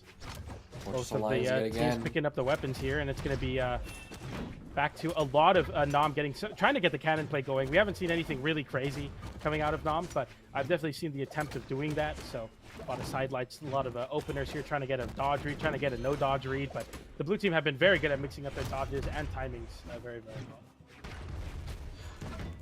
Fortress Alliance yet again. Raydish was the last one to grab a weapon. BalloonBoy could be the first one falling down a second stock, but you know, maybe I'm saying things too soon. Maybe I'm getting ahead of myself. Slight damage lead in favor of red team, but still, anything can happen. BalloonBoy, there we go. That recovery sends high. You can see just how damaged he is. That weapon throw covers a high recovery. Raydish trying to recover any recovery, but no, they actually managed to sweep Raydish out. BalloonBoy all on his lonesome. That N-Light sends off stage. Can Nom capitalize on it? No, actually. Very smart recovery. Do a little bit of damage on a cutie, and especially continue to split up the red team. What was Zen doing? That was a very strange moment. Sometimes you kind of like wipe your hands off, you know, try to like get relocked back in, but there we didn't see any buttons getting hit from Zen, so the blue team will just capitalize and take the KO though. Nonetheless, we got even stocks here, so it's you know, really anybody's game so far, especially when Zen gets a crazy juggle with the spear. We see the chase dodge upwards and the turnaround recovery to try to catch Raydish drifting away, but Raydish makes it back to the stage very thankfully so. The blue team getting a team combo there, ending into BalloonBoy's nair. We get the red team disarming Raydish. BalloonBoy getting the juggle onto Zen, but Zen now pogoing into Nom. Nom getting the big conversion. Having to avoid. Nom sweat beads. Can you make it back? Avoids the nair, but gets hit with your teammate's recovery, and Nom makes it back as well. High octane play from the red team, trying to push the limits and make something happen, trying to seize the lead back. Can they get it here? Can they find a stock downlight into there? Will close out that stock onto Raydish, and now BalloonBoy in the 2v1 tries to fight and take a stock off of Zen, but doesn't find it, and the blue team now with a stock deficit on Raydish. Oh, double recovery. No KOs. Both of them sent high at the face of recovery. He was split apart. They can't quite come back. Cutie decides to... I keep saying Cutie. They still have their name as Cutie, even though their name on Challenger mode is Zen. I thought they changed their name from... I mean, they did change their name from Cutie, but I haven't seen Cutie written out in quite a while, so I'm just reading what's on the screen, and I keep getting tripped up by it. Real enough, tripped up is not even playing right now. Everyone is on last stock. and it looks like we're having a bit of attention being kind of targeted on a Nom, trying to get the highest defense character out of the way first, while maybe hoping that Zen doesn't clutch that 2v1, because Zen is one of the best players in the world for 2v1s. So if you want anyone in a 2v1, you don't even really want Zen in that situation, but that's even if it goes into a 2v1. Whoa. That's even if it goes for a 2v1, as Nom is able to maybe get this double KO. No, never mind. We trade Cutie for BalloonBoy. Raydish is now in a sudden death 1v1 orb versus Cannon. Raydish being very careful, playing a very, very what the heck? fluid Oh, no punish game, on the not down trying light. to get caught Go by for a down single light. D-light. Raydish does not want a single D-light. Only side lights and only shares. No D-lights for you, good sir. A recovery sends high. Nom now also trying to dash out of the way of the side light, but it doesn't quite work. Raydish does a much better job of avoiding these KO confirms, and Nom faces the music for it. Yeah, we saw Zen get the GC downlight into ground pound, goes for the tap in, but we saw Nom getting a little bit too overzealous, going for the ground pound on the cannon as well, and it actually clips his teammate and BalloonBoy. So though you take the KO, it's tough to be in that 2v1, and Raydish plays it really well. The biggest mind game that as an orb player has is the fact that you know that getting hit by sidelight means you're getting KO'd. So a lot of times people try to bait out sidelight, and you saw Raydish there. Every time Nom tried to bait out sidelight, instead of going for sidelight, Raydish would move forward and force Nom to be super uncomfortable stacked. Nom had to land far away from Raydish, or as far as possible, and Raydish scoops the landing with sidelight side air. Very, very clean, classic 1v1 orb play from Raydish, and that's exactly what you need to get that set lead back for your team. 2-1 going over to the blue team, now going into game 4 with an opportunity to take the set here. The number 2 seed BalloonBoy and Raydish look to do that over Zen and Nom here. Game 4. Raydish and BalloonBoy starting pretty confident. Really, although they do get thrown off stage, Zen hoping to make quick work of BalloonBoy's first stock. Ends up getting a very nice double here, but it's actually not a double. Raydish just barely scrapes by. How did he do that? Nom trying to send it back off stage, but BalloonBoy respawns very quickly and tries to keep Raydish swinging. Yeah, and this is going to be a very big change of pace and a way to stifle the momentum off, especially when, you know, your teammate doesn't clutch the 2v2. It's important to get the vibe back, keep the confidence up, and getting that KO to start it off will, but the call comes out. That's the end sig. That's going to be a KO, but it gets traded out almost immediately. Nothing too crazy.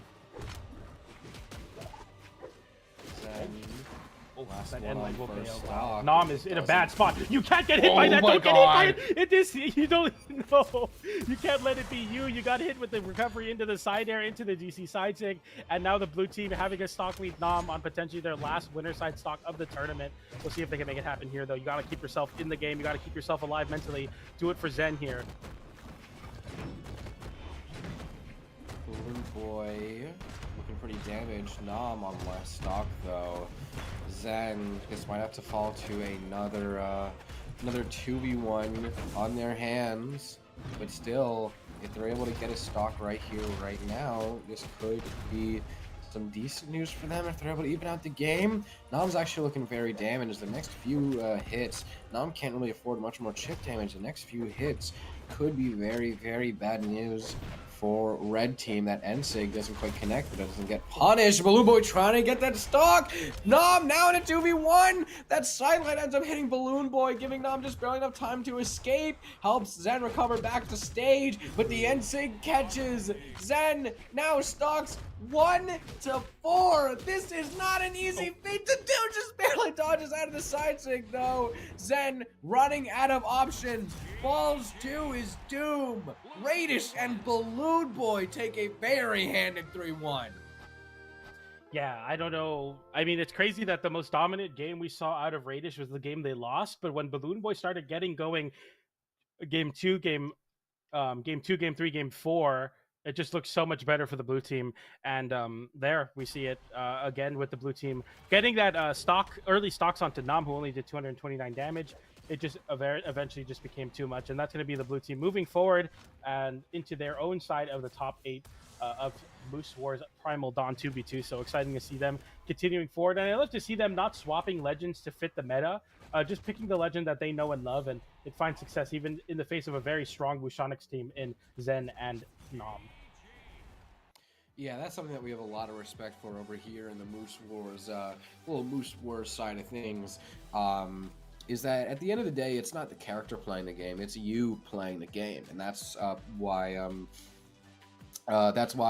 when people do really well with low tier or sometimes even mid tier characters, it's so exciting to see because it's such a nice reminder that yeah, it's not the characters playing the game, it's not the stats or the numbers playing the game, it's you, a complex person playing the game. So it's always a very nice reminder of that. It's very, very fun to see that kind of stuff going around.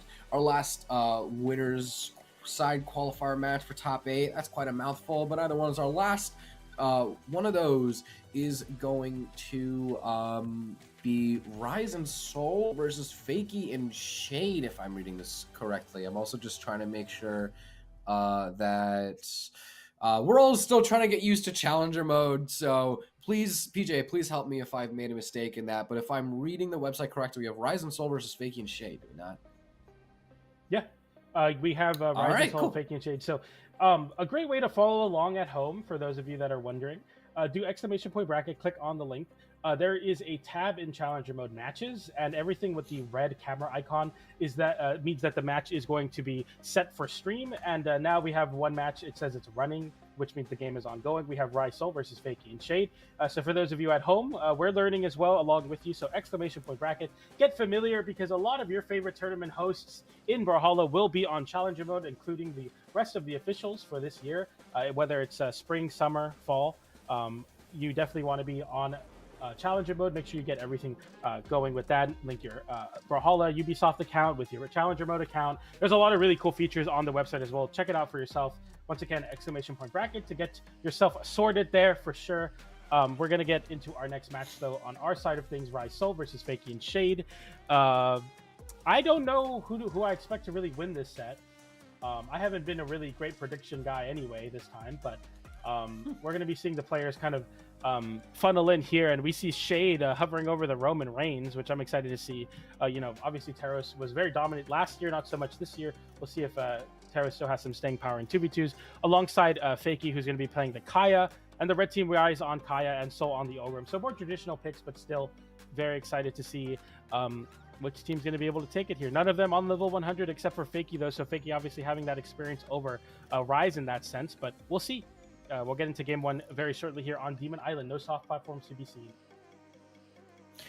We are going to be starting this set off with an Aurora Kaya versus a very hefty Aurora Kaya plus a very hefty axe on either side of the ring here. Just like you said, Demon Island, so far the first ones to get a weapon are the axe players. Fakey is also going to be joining them, meaning Rise is the last one to pick up a bow, and we're going to have to see how this damage lead goes. So if someone's able to grab just a nasty offstage stock, it happened from time to time. It happened during the last game, dare I say. Still, blue team actually being juggled quite a bit, and red team has most of the stage control. Blue team is just trying to scrap for any amount of momentum in their favor, but no, it looks like it's actually going to be red team maybe taking the better part of some of these interactions early on. They're even able to interrupt any momentum blue team's able to build up. Gotta say, very solid way to start a game. Soul and Rise not looking half bad here so far. That was really unfortunate. I think Fakey with a little bit of team damage there onto Shade. The Downer is sending really bad, and then the red team's able to capitalize on that edge guard. Nice nair there for Rise to stay in the game, getting the chase dogs back to the stage. The Lions play as well, but Shade gets the scoop on the Hammer. Hammer is in an amazing spot right now. You should play Thor if you're looking for a new main. I keep saying that. I'm an Orb player, if you can tell. Shade is still showing the Hammer buffs there. The down air, I mean, even without the buffs, that's going to find those KOs anyway. But still, I'd love to see some Hammer play for sure. Nice side sig. Doesn't quite get Shade out of second stock, but still. I would also keep our eyes on Rise. How long they're able to hold on to this first stock, or even if they're able to hold on to it for much longer. It's going to be very important in that game. That Sair whiffs, and Rise tries to punish it. So Rise continues to even try and commit even further against Fakey. Shade is now on last stock, while Rise is yet to fall down in second. But meanwhile, that could be at the cost of something. We could be trading stocks for stocks here. Soul could be at risk of falling down in this last stock. Everyone everyone, including maybe Fakey. Fakey could fall down to second stock before Rise even loses first. This is a very, very strange game, but no, I'm getting too ahead of myself. Fakey continuing to juggle Soul. Blue team could be having a pretty good shift of momentum, but Fakey, a lot of the damage that Fakey is really eating up is not looking too good, especially considering that Shade is at risk of falling out of this game here. The momentum that Red Team was able to start out with, there goes another stock. The momentum that Red Team was able to start out with, they just kept it going. This is just a solid game. Really enough, it's not anything like really flashy, although this combo was a little flashy. It's not even anything huge or flashy. It's just solid. This is just good gameplay. This is just minimizing your mistakes. Yeah, and especially capitalizing as well on the blue team mistakes after that unfortunate blunder with some team damage onto Fakey. The red team was able to capitalize and, like you were saying, snowball the momentum forward here. Rise and Soul with one stock away onto Fakey. Obviously, if Fakey wants to make this comeback happen, you're going to want to take Soul out here, and I think Fakey knows that as well, going for the down air there, avoiding the axe down air and the reversal, but the double ground pound, or the ground pound comes in from Rise, hits both the teammates and your opponent, but you'll definitely take that as you win the game and move forward in this set 1-0. That is a really tough game to answer back to, because just like we said, there was a bit of a blunder on the side of blue team, but red team's ability to not only capitalize on that, fully extend how they're able to capitalize on that, but also just keep it going and just kind of make a statement that even the slightest mistake you do, we're going to capitalize on it and you can't undo. You will not be able to undo or take back any slight mistake you need to do. Red team has figured out how to really just minimize the mistakes. You just need to outsmart them. And so that's a really tough game to answer back to. It wasn't like, oh, I SD to stock, so all I need to do is just not SD my stocks, and then we'll be fine. Like I said, I'm cringe, but I'm free. I'm still in the habit of saying XD so soon. It wasn't like a huge offstage explosion. Red team, like, that's just a hard game to respond to. I'm actually already, I know it's really early in the set, I'm already starting to worry a bit for blue team, because red team, it's just solid. It's just good. Yeah, and sometimes that's all you need, especially with a team comp like the Ulgrim and the Kaya. You just need to find your KOs appropriately and abuse a lot of that high defense. Yeah, I mean, it's nice and clean. The weapon toss hits your own teammate, but Fakey's still stuck in a really terrible spot.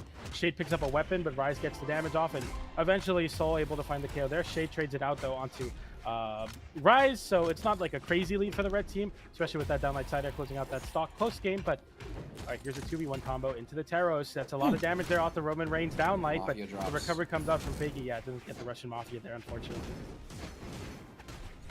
Rise was the best stock tank in the last game, but now the complete opposite is coming true and could be the first one down on the last stock. So maybe blue team is changing something up in their strategy if they're able to make this look different from the first game. I'd say that really is blue team's best course of action.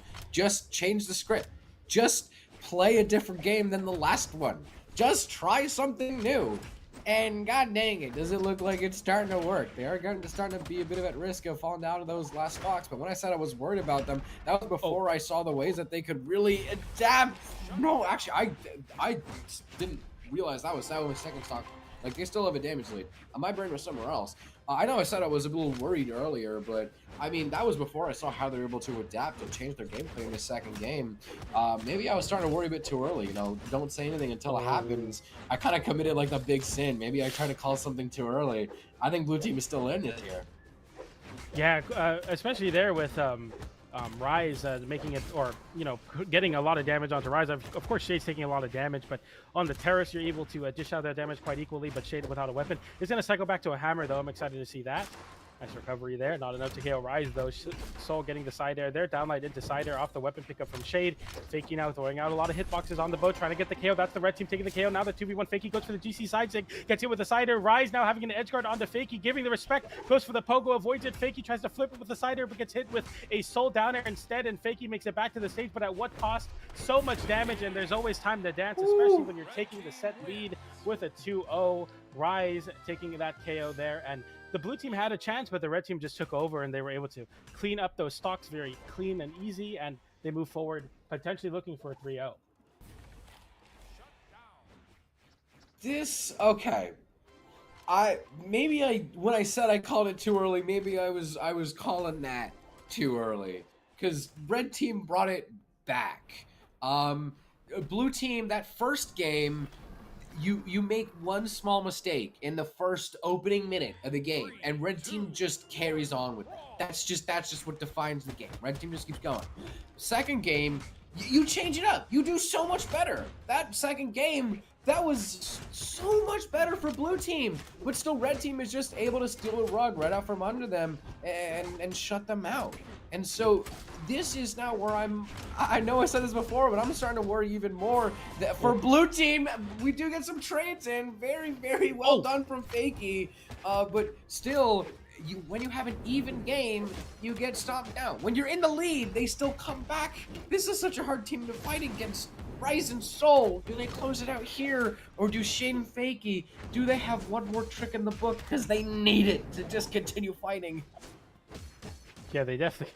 I'm not too sure what it is right now, but Fakey taking so much damage. Shade on their second stock. And oh, that's so unfortunate. Fakey so not making weird. it back. That's still your first stock, though. That? So they trade both of the stocks, so everyone's on 2 stocks now, but still not ideal. We get a team combo there with the side air into the GC side stick onto Fakey. Rise now looking worse for wear out of everybody in the lobby. And light into down air. Shade getting hit with a down air again. The red team getting some damage, though. The pogo comes out. A side stick from Fakey takes that KO, and Soul now getting hit, but an interruption from Shade as you're going for the team combo. So you lose a lot of damage. Hit your own teammate in the process as well. Rise getting the down light into the side air. Fakey fighting back, keeping Soul away from him with these side airs. Rise somehow flies in with a side air of his own, and Shade now on their last stock. Fakey doesn't get hit by the GC side light unarmed, and Fakey makes it back to the wall. Shade giving some space to their teammate as well with that side light, pops up their own teammate in the process.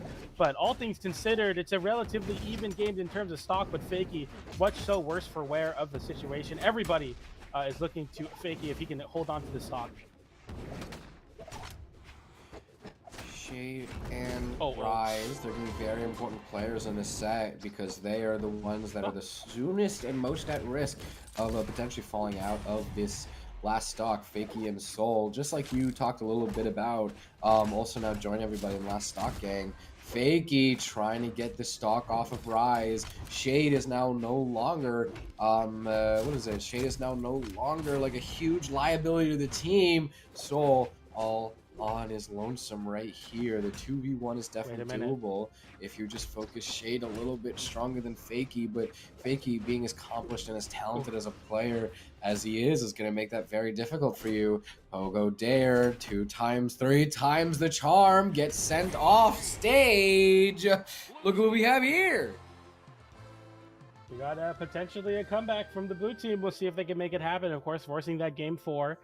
Really, really good showing from Fakey, the most experienced player here on their character. Of course, on the level 100 Kaya is going to make it not so simple for the red team to take the set, but we'll see if they can really make any meaningful strides here, or if that was just a one-off. I hope for them that it's not. Shade definitely, I think we need to lean into the hammer. It's been probably the most successful weapon for Shade, all things considered, and Fakey on the bow seems to be a very potent problem as well. So, yeah, from what I'm learning from this, maybe I should play Yumiko or something, because those 2 weapons look real strong right now. But the red team, of course, sticking over to the Kaya and the Ogrim back onto Demon Island. No soft platforms to get out of any of this pressure. I kind of wanted to see a change of scenery just for the sake of, the red team trying to mix something up, stop the momentum for the blue team. But this time, maybe all you need to stop the momentum is a reversal from Rise. Shade getting hit really low off stage. The double ground pound comes in, and the momentum is lost. Fakey, oh my god! Having to go off stage, gets hit with the downward hitbox. The weapon toss comes out the downer from Rise. Rise continuing. Oh my god! Downer. Fakey, can you make it back? Yes, you do. Oh. You take so much damage.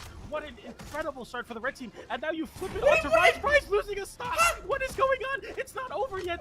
Soul, please. Jeopardy of losing a stock. What we need to calm down. I get it. All right, I get it. Oh my God. We're trying to make a statement, but everyone's losing stocks. Do we get a 2v1 into a KO? No GC Haymaker, but oh my goodness, it just doesn't end. The action's still going down like into Nair onto Soul getting hit with it. There's a KO every 10 seconds in this game. It's not over yet. GC down like into side air. Rise getting hit. You make it back. A side stick from Shade. I just hit my ring light. I don't know what's going on. Shade losing a stock off of Kaya. Rise still fighting now. Fakey stuck off stage once again. This is total ranked Q mode. We're no longer playing professional play. Everyone is singing. Rise! Down like Rise now, make it back, please, Rise is still on stage. stage. Rise doesn't make it back. Rise is on their last stock. Shade's on their last stock. Soul makes it back to center stage. We get a semblance of calm in the midst of a crazy storm that is this game number 4. But right now, everyone's trying to get control of the game. Stop going to the right side of the stage is the name of the game for both of these teams. But Fakey fighting off stage. Rise with the sweat beads there. The recovery comes in, gets interrupted by Shade's there. Soul getting a side air onto Fakey. It's a bad spot for Fakey to be in, but it gets back with the sweat beads onto the wall. Shade on your last stock. Rise on your last stock. It's not so simple now. It's still going. They're still hitting. I mean, there's just no calm. There's no chill anymore. There's 2 Kayas. That's the only chill we have on the screen. That is the only thing remotely close to chill. And even still then, these Kayas are on fire right now. Soul gets sent down the last stock. Fakey could be soon to join, or we can see Shade maybe taken out of the game entirely. Red team now with looking pretty good stage control. Yeah, they have great stage control right now. Blue team trying to get a say in the matter. They juggle Fakey off the top of the screen. Shade. I mean, okay, Shade has to hang on for dear life, please. Shade, can the Taros live for just a little longer? Rise almost gets sent off the top. A Sair seals the deal. Fakey now all by his lonesome. Although Rise being on sudden death right there, Fakey can definitely, if this was just 2 separate 1v1s, Fakey definitely can do that. Fakey's a very talented player, but you know, the 2v1 things a little bit. Bow is a decent weapon to have here. Can he make it back though? Nice pickup into the immediate lance, realizing the lance is coming. Fakey still has options though. No, he uses them. GC side, then Lions and Sig. What was even is that? I was in my words. Too much is happening. This has fried my brain. My brain is now deep fried like a French fry. Rise and Soul take it. That's going to be one of the most probably fun first minute and a half of a twos match I've ever seen.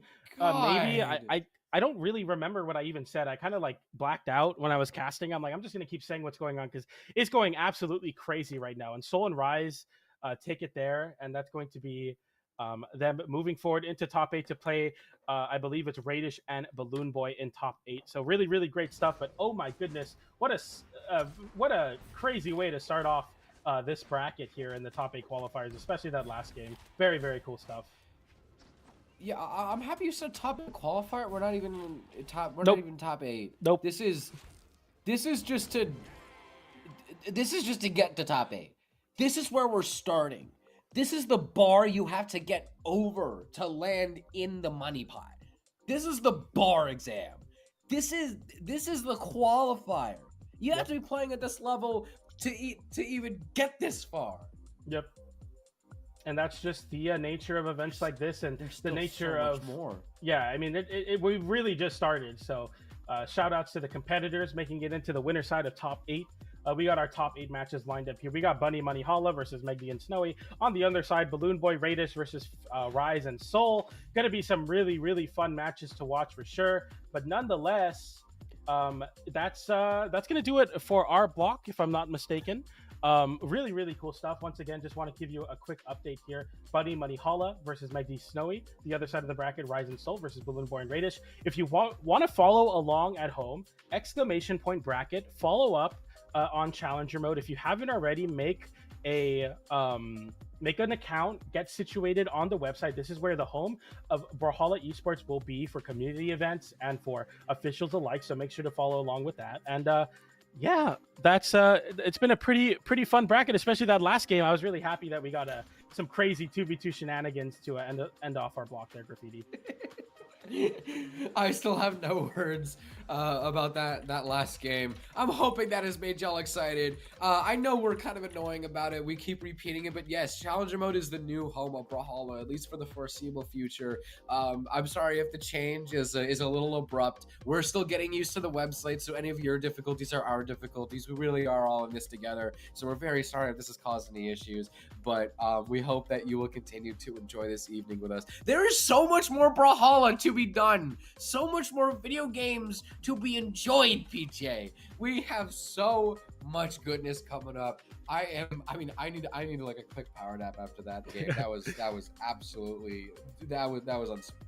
unspeakable. I'm losing my words over it. But still, thank you so much for joining us so far. We hope that you stay with us a little bit longer. There's still so much to be done. That is only the appetizer. It's only a hint what we got coming in. We will see y'all very, very soon. Don't go too far. We're gonna go for a break, and then we will return with top 8.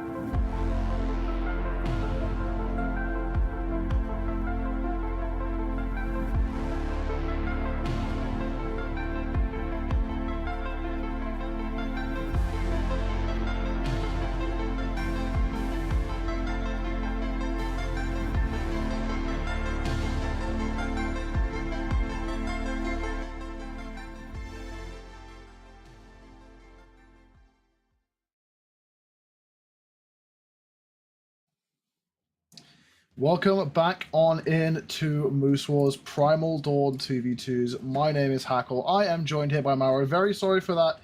I would say brief. It wasn't brief. That long break had to sort of some things backstage, but we are here. We are ready. We are going to get into some games. How are you feeling today, man? My voice is still a bit gutted from Brawl League earlier today because I was screaming over all the hype that I was seeing. But I'm also still in the flow. I'm still excited to get even more Brawlhalla in for the weekend tackle.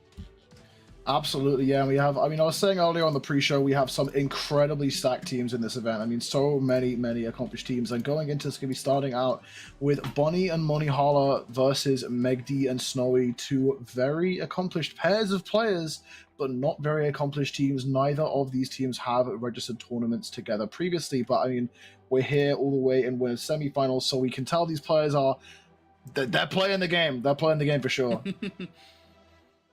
Yeah, I agree. Like, I was looking up pro stats during the break, you know, I utilized that time just to do a little bit more research, but there wasn't any research to be done. Like you said, neither of these players have teamed together, like, oh, what are they? I mean, with that team coming out from Snowy and Megdy, you could assume that they played together, and you'll be surprised to see that they haven't. Let's not split hairs. It's Wushang Onyx, bro. Both of these players have played these team comps for a million years, and I mean, we're in North America. It would seem that even no matter how much Wushang gets nerfed, no matter how much Gauntlets get changed, some players are just gonna always play Wushang and always play Onyx.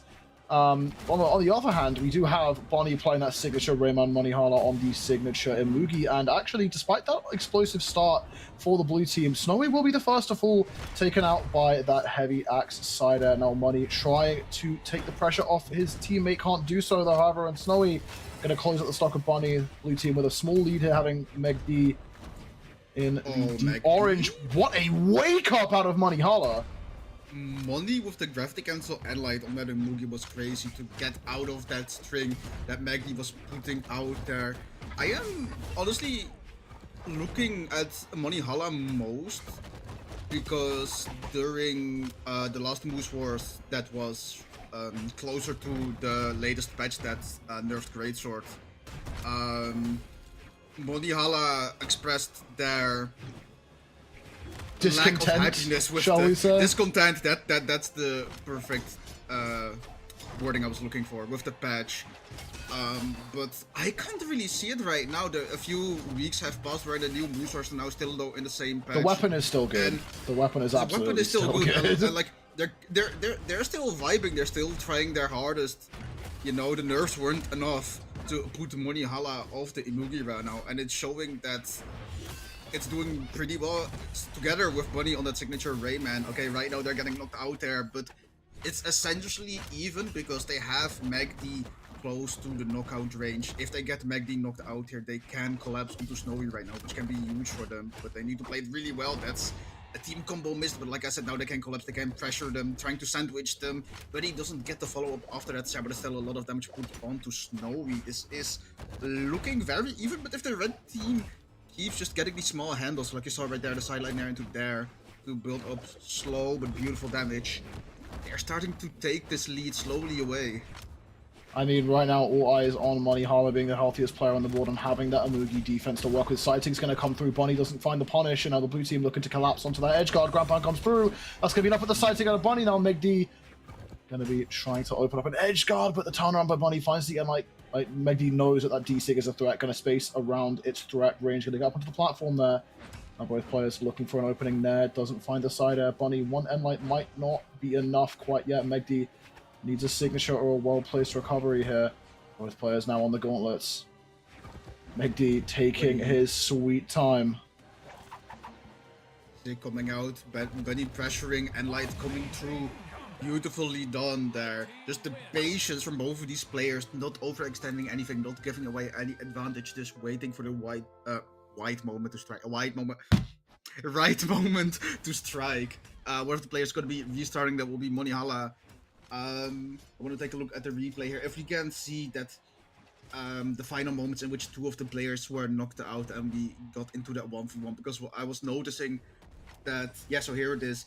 Both of them collapsing onto Moneyhala right there for the edge guard, and Bunny opting to get the weapon instead over trying to keep them off their teammate using unarmed, which could have been a risk factor. I don't know if Bunny didn't have the confidence to go for the unarmed helping off stage there, but they still got the clutch, they still got that 1v1, they had that confidence in themselves saying, I can get the X here, and the damage built up onto both opponents is high enough where I feel confident that if I play this out right, I can clutch that 2v1, and I did in a beautiful fashion.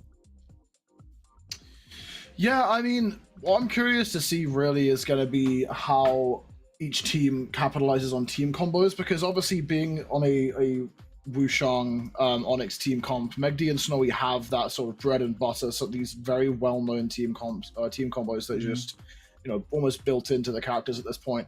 In the meantime, like Bunny and Money, they don't necessarily have as obvious team combos, although I would say Amugi is definitely the best character in the game in terms of a signature kit with Greatsword for 2v2s.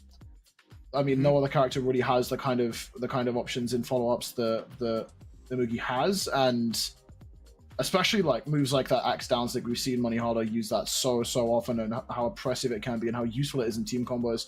So it's gonna be interesting to see sort of like the difference between orthodox and unorthodox between these two teams.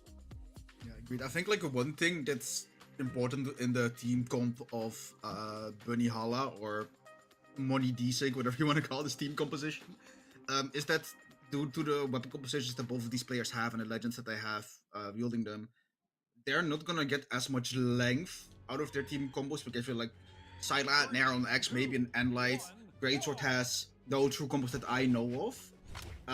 So like you said, those signatures on Imugi gonna be the main point of those smaller team combos. There's gonna be more force behind them because it is an Imugi that we're talking about. You're not gonna get as many interactions in a team combo, but you have those Imugi sticks finishing them off, having high knockback and high damage output with crazy coverage.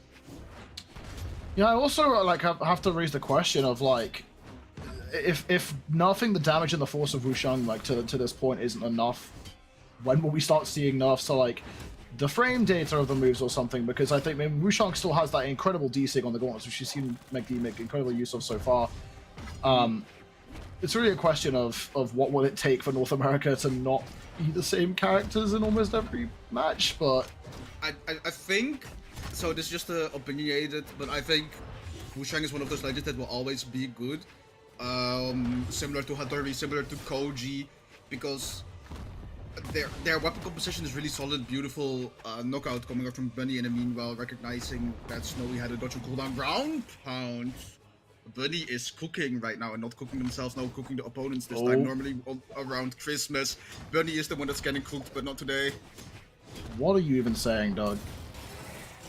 Bro, I don't know, I heard Graffiti in his blog say something about Bunny being cooked, and now I'm stealing that joke as well for myself. Sure, okay. Well, either way, Money Hala, currently the only player remaining on 3 stocks. Actually, not quite within KO range. That N-Sig is pretty dangerous too. Megdy could be in trouble. Narrowly avoiding that side out of Bunny, with the blue team ruling to find themselves here in some way soon, because that side sig is going to shut the door on that second stock of Megdy. Another red team really starting to worry with things. Snowy looking for an edge guard here onto Bunny. Goes for the ground pound, it clashes out, but Bunny still makes it back. Now just putting on hands with these gauntlets, going to reset back down to the platform. Megdy having to play a bit more back, having to play some more supportive games. Snowy, no stranger to being the aggressor in the team. Goes for the ground pound follow-up, can't find it. Money Hala lives to fight another day. Still on this first stock, and like is just going to be enough. Oh, Bunny's getting cooked by the gauntlets right now, or by the cannon, I should say, having the gauntlets and then trying to avoid being edgeguarded by both blue team members. Money coming in with a greatsword, helping them out, putting enough pressure onto the blue team where they have to divert their attention to the turtle on the stage right now.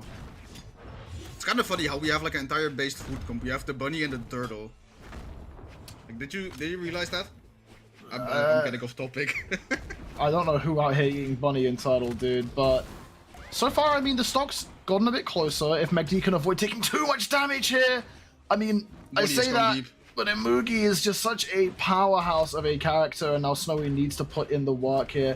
Needs to try and find something. Obviously, Bunny being the ideal target, but the red team's going to know that. They're going to play around it. Snowy now trying to find anything. Almost takes out Money Hala with that, going deep for this KO onto Bunny. Megdy joining in, almost putting himself at risk there. Snowy playing this front line, looking for these safer options to try and take out these stocks. D-Light into the Nair, gonna get rid of the second stock of Money Hala. Can they collapse onto Bunny? Bunny throws out the weapon, gets caught by the Nair. Edgeguard is gonna fall off as Money Hala comes back in, relieves that pressure. Now the blue team really needed that advantage here because the game is closer for a moment. But what a handoff, and just taking out that stock of Megdy. Money trying to do the same onto Snowy right now. Recovery comes in, that's gonna be enough in Moogie, dude. Hala. 4 KOs, 629 damage. That was on Props to Onyx, by the way. Hala. That was on an Onyx at that KO'd. Just saying. And Migo don't care. Imugi simply don't care. Imugi! I want to compliment the red team on recognizing how they have to play, and Money just realizing, okay, I'm the most healthy one, I still have a stock up. I need to make space, I need to create pressure so that they look at me instead of my teammate. And you see that in this clip right here. Money just standing in between, going for that side, putting pressure, and taking the team combo to the face, but in turn creating space by removing the blue team from that edge guard, allowing Bunny to get back up onto stage. Beautiful, just realizing, hey, I gotta play supportive, I gotta help out my teammate. Because I felt like Bunny was on that last stock for like the last 2.5 minutes of the game. Now immediately at the start of this, that Axe just chunking away at Snowy's health. Snowy having to play all the way off the side. Megdy can't relieve the pressure enough. And Light comes through, they're just unrelenting here onto Snowy's first stock. Megdy and the sweat beats for a second there, fading very, very high. Red team looking to take out that stock very soon. Snowy almost falling right there. Megdy not quite in the red. The red team seem just completely in control of the pace. This is a massively, yeah, these are the signatures that I was mentioning earlier in the context of those team combos, but these aren't just team combos. Money's just letting it rip, hitting practically everyone. I'm pretty sure like both of those side signatures that they threw out on the Greatsword hit all 3 other players on the stage. Right now stocks are evened up and the damage is even as well. Money still on 3 being the stock deck. Can they get Megdy out? They can. Third side signature. Oh. Snowy caught by the end light. Oh, that could have been dangerous, but the team damage, the friendly fire coming in by Bunny, that had the makings of a very interesting custom combo there for the red team, but unfortunately it doesn't go their way. Now the blue team looking to try and put themselves back in this game, put their names on the board, scrambling to get something done with these double gauntlets here. Dodge caught onto Bunny, no team capitalization out of Megdy.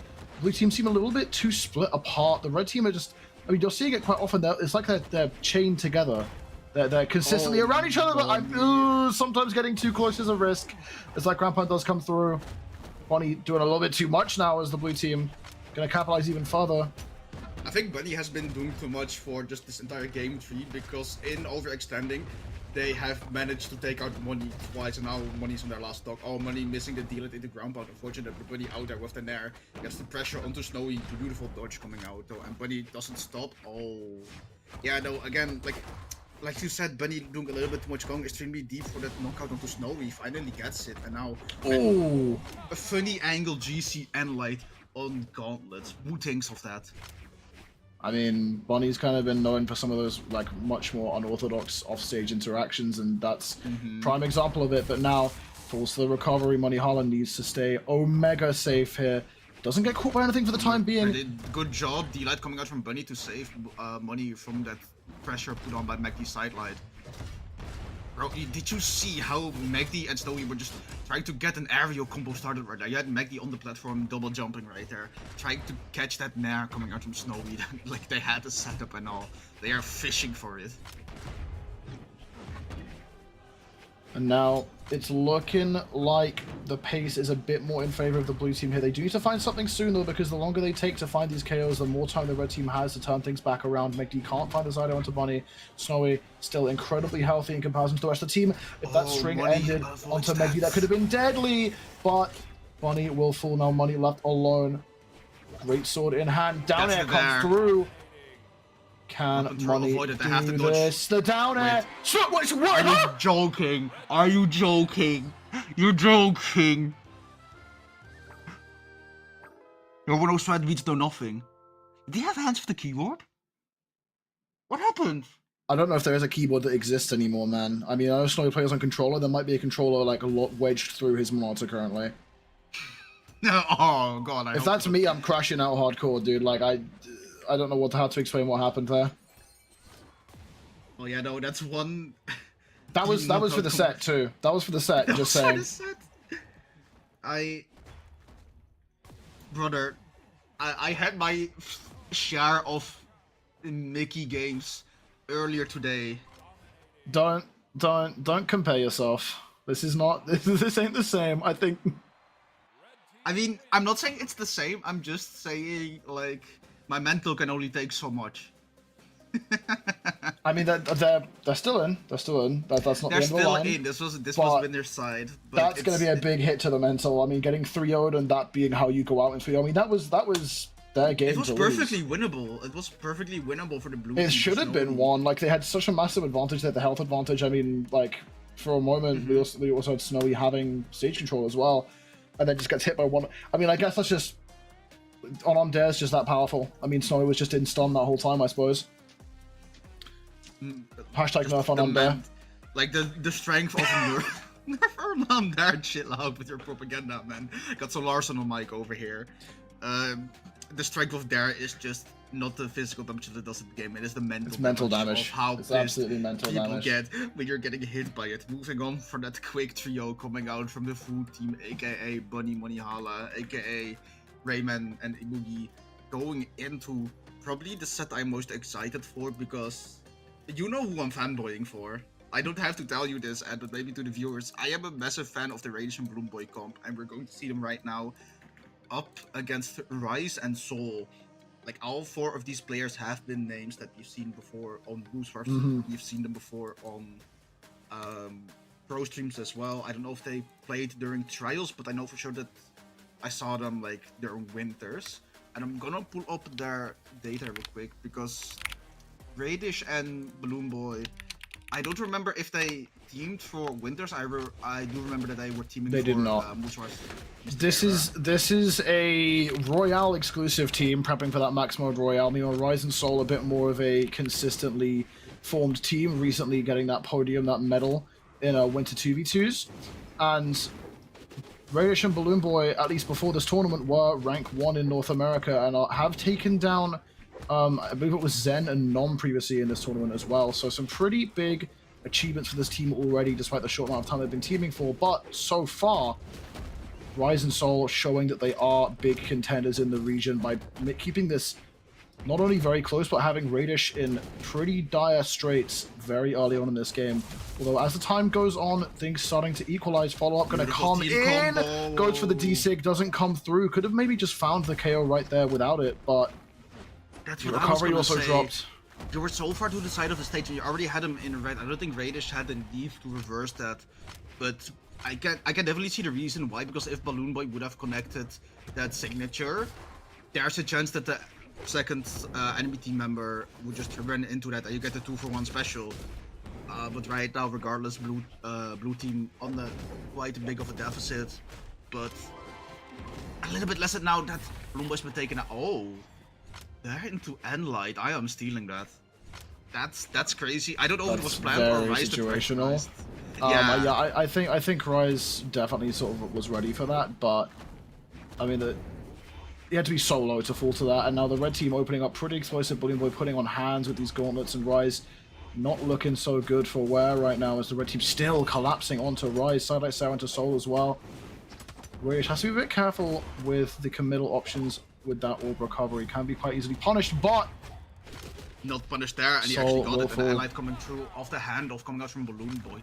I just really love Raydish in doubles, because both of these weapons are very rare to see. They're respected in the double space, but often considered, at least in my circle, to be the strongest in the ones format. Yet the Raydish makes them work so consistently, and yes, BalloonBoy to thank for that, because BalloonBoy just gives them the handoffs and Raydish just gets the easy finishers. What an interrupt with that Enlight into the recovery as well by BalloonBoy. The bow now coming in. Haven't seen as much of the bow this game in favor of the gauntlets, but still BalloonBoy, the only player left on 2 stocks.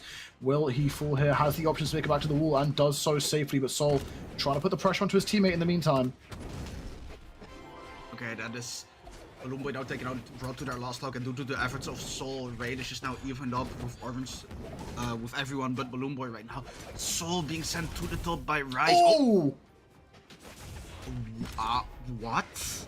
Just that did Raydish Sarah, and then BalloonBoy got both with the desync? Absolutely, that was he did, crazy. yeah. I mean, this is a doable 1v2 hit for Soul. That side air is a decent start, but still not going to be enough as BalloonBoy, good positioning with that recovery, takes out the final stock, and BalloonBoy Raidish got 1-0. I don't know why it felt one-sided, because it wasn't. Both of the red team members had one stock left. It was very doable in a 2v1 space for Soul, like you mentioned just now. Yet I can't help but feel that most of this was dominated by the red team, and maybe it's because of just the amount of aggression that they were putting out. They had so much control over the pace, especially. Like, it really felt like the game was governed by them, and if they got taken out, it was because they just, like, bled out on their stocks. None of their stocks were taken super early. There weren't any really explosive plays besides, like, a very start team combo that came out onto Raydish from the blue team, so there needs to be more like momentum in favor of the blue team, I think, because if they continue to just sort of like stay behind, the red team will just run away with it. Yeah, for sure. Like you mentioned before, the red team was leading, controlling the base, and they were just forcing Soul and Rise to play extremely fast, because that's what both of these players like doing, especially with these weapons, and especially with Raydish having Orb and Boots. You can really get a lot of value out of just pushing yourself into the opponent to create pressure and try to get value out of that. Yes, you can try to hold neutral and just play it a little bit slower, rely more on your true combos, but neither BalloonBoy nor Raydish just likes doing that. They will if they have to, but if they can just hold the W, so to speak, they will not stop doing so. Absolutely not. And getting into this next game, players will reset and gotten ready. Both weapons going to the blue team to open up. Red team gonna have to scuttle away for a moment, wait till they can get their hands on weapons of their own. Raydish gets the orb BalloonBoy, trying to go in with the unarmed for a moment here. Looking to pick up that bow, and there it is. Now Raydish initiating with this orb, catching some decent damage there onto Rise. BalloonBoy getting damage in with the bow as well. The blue team trying to find something, but I mean, Soul's just getting ping-ponged back and forth. Neither blue team member can get a foothold. Something I'm really loving about the red team that I just cloaked. I should have realized this early. Oh, that's dangerous. Ensig. There it is. We both called it like the Ensig. We saw that from a mile away, but the blue team still fell for it, which is really unfortunate. And BalloonBoy gets to live another day on the stock. But what I really like about this red team is that both of these players, you know, they have extremely good prowess in ones. For the longest time, these two players would always face each other in grand finals for the last half year, maybe the year even. And they still feel really comfortable going for 1v1-ish combos in a 2v2 space, like you saw Raydish on the beginning going for Nair recovery combos. Yet they somehow still manage to squeeze certain handles, which aren't always the optimal ones, but they do it so well, where they kind of just free flow any hits that they're given. Like there you saw Raydish just go for that Analyte, seeing BalloonBoy connect that Sarah. Unfortunately the knockback wasn't right there. There we go, again just going for the hand of trying to get something started off something that could be considered a combo that you see a lot in the 1v1 space. Oh my goodness. Dude, like the ping pongs that Soul is experiencing, like he's just getting bounced around half the time in the center of the stage. Boy team's pretty even right now, however, as Raydish gets caught by the neutral. Rise going all the way up for the second one. That would have been enough for the stop, but meanwhile Raydish gets back down, finds a side-eye sail onto Soul. GC side sake not going to be anywhere near enough. Team combo could be coming in there. Rise in trouble. Sidelight into Nair. That was crazy. Raydish and BalloonBoy recognizing that, hey, he doesn't have those. Raydish giving the sidelight, passing over to BalloonBoy at the ledge, then going for that Nair not to put them down. Beautiful play right now. BalloonBoy the only one stock tanking with 2. Soul missing the Nair input. I don't think the jump came through. BalloonBoy still living. I kind of expected BalloonBoy to lose that stock there, but I guess Demon Arm just so big, and Devil Jin just has so much bulk. Yeah, Zariel has that kind of like sleeper stats. Could be in danger here. That second Analyte though. I mean, Raydish also had the DI there. We had 2 Unlights coming out from Soul. BalloonBoy will fall. Can Raydish scamper away? Yes, he can. Gets out completely unharmed. The movement there was crazy, just dashing across the stage, utilizing the jumps very well. Oh, that's an Enzig onto your teammate, and that's what a different play by from Soul combo. though! Had time to see that Enzig was coming through and even charge up that side stick. When he started charging that early, he knew he had the chance to steal away that stock, and now BalloonBoy could just be soon to follow here. One misplay by one member of the red team, and the blue team just having the patience, just waiting it out. BalloonBoy, well, not the worst weapon in the game to have in this situation. I mean, a bit of a faster, harder to punish weapon, but the blue team have the options. Weapon-wise, both coming down. BalloonBoy can't make it back up, and Rise and Soul put their names on the board. I just don't know. Again, I feel like this was a even / 60-40 winning position for the red team, but I think this ending clip that we're gonna see in a moment, I assume. Oh, I think we already went past it. Most of this is the 1v2. I wanted to talk about like that one Enzig that BalloonBoy hit on accident by Raydish. I think the play was right because he was jumping, or sorry, trying to get a jump read or like a panic jump coming out from the blue team to put him away and then take stage control. But once you hit your teammate, and just in a general sense, Zariel's signatures take a while, especially on both, to execute, which can be both a good and a bad thing, and in this case it was a bad thing because everybody on the stage just has like a full 2 to 3 seconds to react, think of what they're gonna do, get a drink out of the refrigerator, and then get in position to get the punish. For sure, yeah, but opening up this third game, already both blue team members entering the orange, I mean, less than 20 seconds into the game, not a very good start for them. BalloonBoy let's get caught by something, but the team combo coming in. Down air doesn't quite execute the KO on the stock, but still, BalloonBoy looking to end it right here. That might not going to be enough, with red team members scrambling to just close out these first stocks as quickly as possible. Sidelight into the side. They're so aggressive! There it is. They're in yellow both. They took like 50 damage max on the entire team, not per person, no, the entire team. They have such a big lead right now. And they're still continuing it. Like, you saw that sidelight into Sarah, and BalloonBoy was like, hey, I got you. Unfortunately, it missed. But just look at how they're trying to attempt to play off each other. It's absolutely beautiful. There's a lot of handoffs coming in from the red team. Some pretty good natural synergy considering they haven't been teaming for that long, but still. Blue team not out of it quite yet. Do need to try and take these stocks as soon as possible, but they have been lapped now in terms of damage.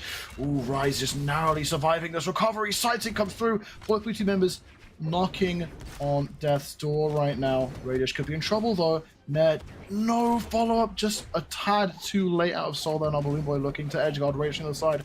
Both red team members just putting on the pressure, and the blue team seeming to dissolve. I don't know if you noticed, but the knockout from BalloonBoy with the initial D-Light into recovery was extremely strange, because the D-Light, I think it was Rise that got knocked out. I just saw the color blue because my mental is a bit tired. I've been awake for a little bit too long, but it's hit the D-Light. Raydish had a Sarah going on, so the D-Light sent up in the Sarah, and BalloonBoy still managed to get the recovery out before the Sarah final hit connected. So Raydish, even though it wasn't needed, just putting that extra hurt in there just for fluff, for flavor, for entertainment value. Oh, these are coming through. Big D-Sig. Oh, BalloonBoy's done. Raydish has the bike, there it is, but the punish! Blue team actually going to claw their way back into this. I mean, Soul still pretty damaged, and Rise not looking too great either, but this is a much more winnable position with a pretty good collapse on those second stocks for the red team. I am so impressed by the blue team, how they managed to turn this around from what is one of the worst starts that you could have to a 2v2 game, where you lose 2 stocks, and the enemy is only in yellow. Like, you're not even close to a knockout, you still have to do so much effort. Right now, Soul is being knocked out. It's looking like Raydish. That's not true anymore! That's not true anymore, sorry BalloonBoy. You know, I wish it was. Yeah, trying to go for that knowledge check on whether or not Rise would dodge out.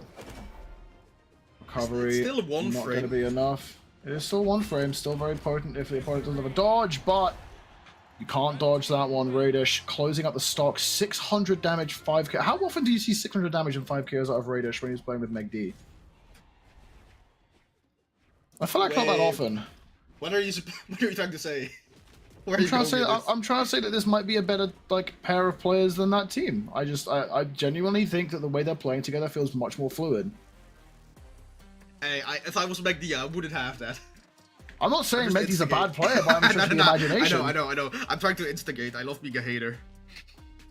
The fact of the matter This is was- just that some players play better with others, and I mean we saw Megdy was playing fantastic with Snowy earlier. True. I was getting kind of scared near the end with how well the blue team was playing from the back foot. They were making it look pretty difficult for the red team. Like, despite the Exactly. fact that they've been down so hard, like even on those final stocks, Rise, especially with that bow, was putting the heart onto the red team. Attempted team. I mean, they've swapped teams for a second. Their team combo was coming in from each side, but now Raydish, the one who's taking the brunt of the damage at the start of this game. Soul trying to collapse to that side. BalloonBoy trying to take some aggression, just take both red team members or blue team members on at once. The interrupt from BalloonBoy with the recovery. I think Rice was going for a GCD sake there that would not that would have knocked out Raydish. That's an insane interrupt from BalloonBoy right there, and right now the blue team again. Where's pushing the it up. Raydish? Your teammate's getting comboed. Okay, BalloonBoy making it back. Raydish getting not knocked out. It's crazy how they still live that because Red Raptor doesn't have the highest of defensive stats. Oh, Some dodge he's beam gone consumed. now. Dodge read, but BalloonBoy, that recovery not going to be enough. Side sig! I respect the attempt to punish her. There's not many things you could really do on Kaya that could interrupt that. The placement on that D-Sig was just very slightly wrong. Now both Raydish teams gets the won. dodge. This is the full first piece time. on the orb. Ooh, I was gonna say it's the first time we've seen both teams with one player still on their first, but we will see Rise full. BalloonBoy still clinging onto this first stock. Dealer into the down air. Raydish capitalizes with one move. That's one guaranteed hit right there. And BalloonBoy just still sticking on this first stock like glue. Finds that neutral air as well, going in with these gauntlets. Knows he needs to make the most of this extra room he has, and he's doing so perfectly as the blue team struggling to keep the pace. BalloonBoy and Raydish now trying to play off each other, trying to stay really close in hopes of getting either a handoff or trying to interrupt anything that the opponent wants to do to their What a teammate nair! Raydish. No recovery, that's unfortunate, but still a beautiful nair coming out from BalloonBoy right now. BalloonBoy is still extremely healthy, whereas the blue team is like one hit away from perishing their second stock. Rice going deep for the ground point. They kind of needed to play like that. I massively respect it, but the weapon throw was beautiful. I think that actually was an axe. That was a weapon throw from the teammate. What am I saying? That's a really unfortunate weapon throw more than anything. Oh, that was scary for a moment. Soul almost got that ground pound off, but the weapon throw into the recovery by BalloonBoy. The friendly Gonna keep him fire. safe. And it's not too great now as Soul will fall. Rise left alone. Will manage to scamper away. BalloonBoy double Beautiful pogo weapon throw double as well. there, and Sicko. Ensig That isn't didn't gonna touch. reach. And now actually, hold on. I think what may have happened is that BalloonBoy didn't touch the side, but rather the triangle on the bottom of the wall, which doesn't count at the wall surface. Therefore, they did not get That's the touch there. And scary. the beautiful team combo coming out from the blue team. They don't care that they're playing from the back foot. They want to take this to game 5. They're not done just yet. Akno Blaze, classic combo right there. Now the red team forced apart here, not able to stick together. They need to try and reconvene in the middle with the blue team staying as almost a wall between the two of them for a moment. Now still, look at it. They're consistently positioning themselves in between the red team and they can't get back to each other. BalloonBoy left out alone in the meantime. They collapse into Raydish. This is perfect 2v2 play on these final stocks. Oh, for a moment it was. Interrupted by Sarah. Weapon throw coming through. Raydish is already knocked out without it. Now BalloonBoy in another 1v2 situation. Decent coming through. Gets back to stage. Chase touch to avoid it. There goes up. He wants to make deep plays for a double recovery. Almost at ground pound. He's playing Double this ground pound would be, so would be safe. a wild one. Oh, the Yeah. end light, that's just barely going to be enough. I think the blue team is starting to get it. It's starting to get the vision.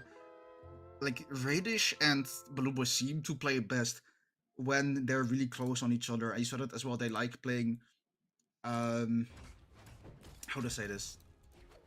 They just like playing close enough to each other because no matter what, they want to be available to their teammate. They want to be in a position where either they get the handoffs or continue something, or are able to save them. And the moment the blue team just started splitting them up, you mentioned it perfectly. Just standing in the middle of the stage with the two of them, Rise and Soul, just holding center stage, like near the gate of Demon Island.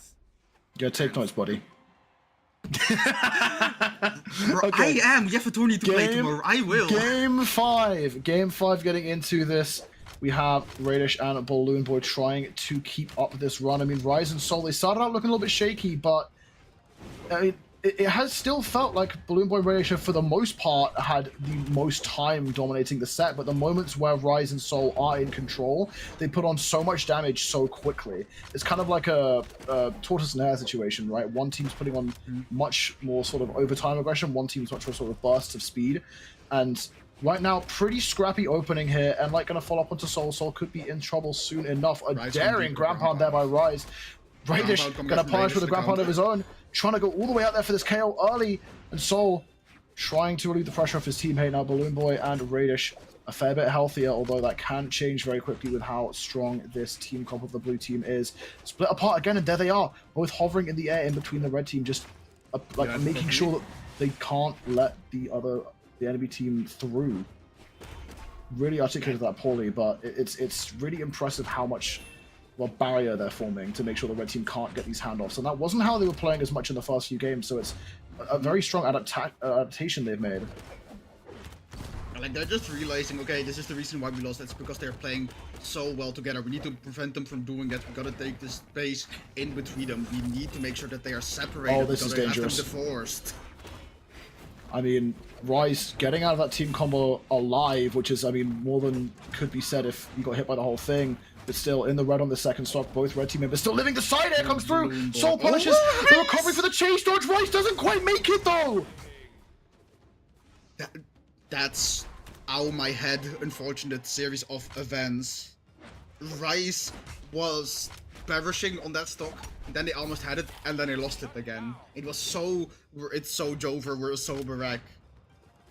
Amazing turn of events, but it's unfortunate for Rise, the only person right now on their last stock, whereas everybody else is perfectly healthy on their first one. And now you see Raydish and BalloonBoy trying to collapse onto... I almost wanted to say Sorless, and onto Soul. Honestly, I respect them, like, just ignoring Rise. I mean, in a situation like this, the best play is to put Rise at the back because he's on less stocks. But if you put him too far in the back, the red team just have their way with your teammate. Speaking of having their way, BalloonBoy and Raydish almost closing out the stock right there, and they're keeping the momentum going. Bit of team damage coming in, but still, this is looking bleak. A weapon throwing to pick up combo out of Raydish. Another team combo coming in. They're just farming clips. And the ground pound, BalloonBoy and Raydish. Nah, hey, can somebody pull up to the retirement home? I need to speak to Hexo real quick. Put that on Twitter. Put that on Twitter. That was it. That was what? I mean, we were talking about like the burst of momentum coming from the blue team. Red team said, "Okay, I can do that too," and just slammed the acceleration pedal, man. Full speed ahead. Their braking cables are just snapped. There was no braking, only full speed ahead. Oh, that Rise interaction was so unfortunate. And Light coming through there. Oh, yeah. And the dodge just not coming out from Soul there, leading into this beautiful team combo. And Light, Zare, side sig, and sig. And then just BalloonBoy. Wait, I missed it. Ground pounds anyway. That's... So... Wow. I just want to make this very clear also. 2 of my 3 teams I predicted in top 3 are guaranteed top 3. Not Just bad. I am impressed. That's a lot better than Keg Shouts can actually say their predictions, isn't it? Yeah, that wasn't too great. That wasn't too great. Hey, Still can't get over that. Alright. Icon, thank you for being here with me for it. Now we're gonna go to a short, quick little break, and after that, I'll be joined by Nomad. So don't go anywhere, refill your water bottle, or go to the toilet. I know I will, because this is hype. I need more hydration. Brother is dehydrated. Well, yeah, don't go away. We'll be right back on a very short break.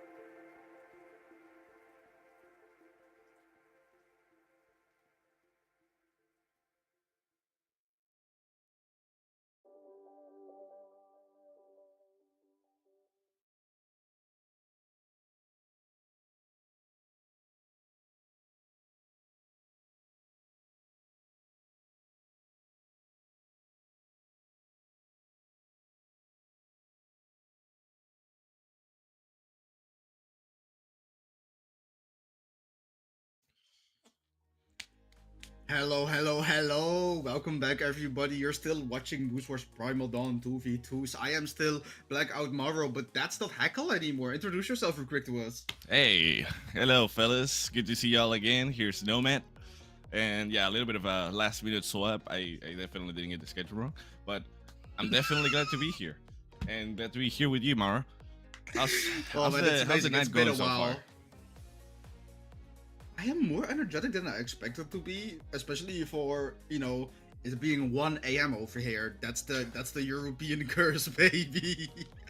But like it is never a curse to be here. I always enjoy myself. I'm enjoying it with Heckle earlier, and I'm also gonna enjoy it with you right now because we have some banger sets coming up in our blog. Can you tell me where we're going to see first? Honestly, I was taking a look at the bracket here in the new Challenger mode page, which I will say is very comfy. And we have Fakey Shade against Nom Zen, and honestly, I'm pretty interested about just the teams themselves. Fakey playing with Shade, which is definitely something a little bit different from the last tournament that we had. But Nom and Zen, I don't think this is a team up that I at least I hadn't seen before, other than perhaps Ranked. So I feel like it could be a little bit of a 50-50. We know that Fakey is a amazing skilled player, so you know. But again, Fakey and Zen going against each other, that's always a show. Something in my eye. Something that I am finding very interesting when I pull up the prostats.brawler.com page for these two teams against each other. They don't seem to have ever played together or against each other. And both of these teams have a similar build up in the sense that they have one player, a more well-known, higher PR in the top 6, top 8 of the NA doubles PR with a lot of earnings to the name.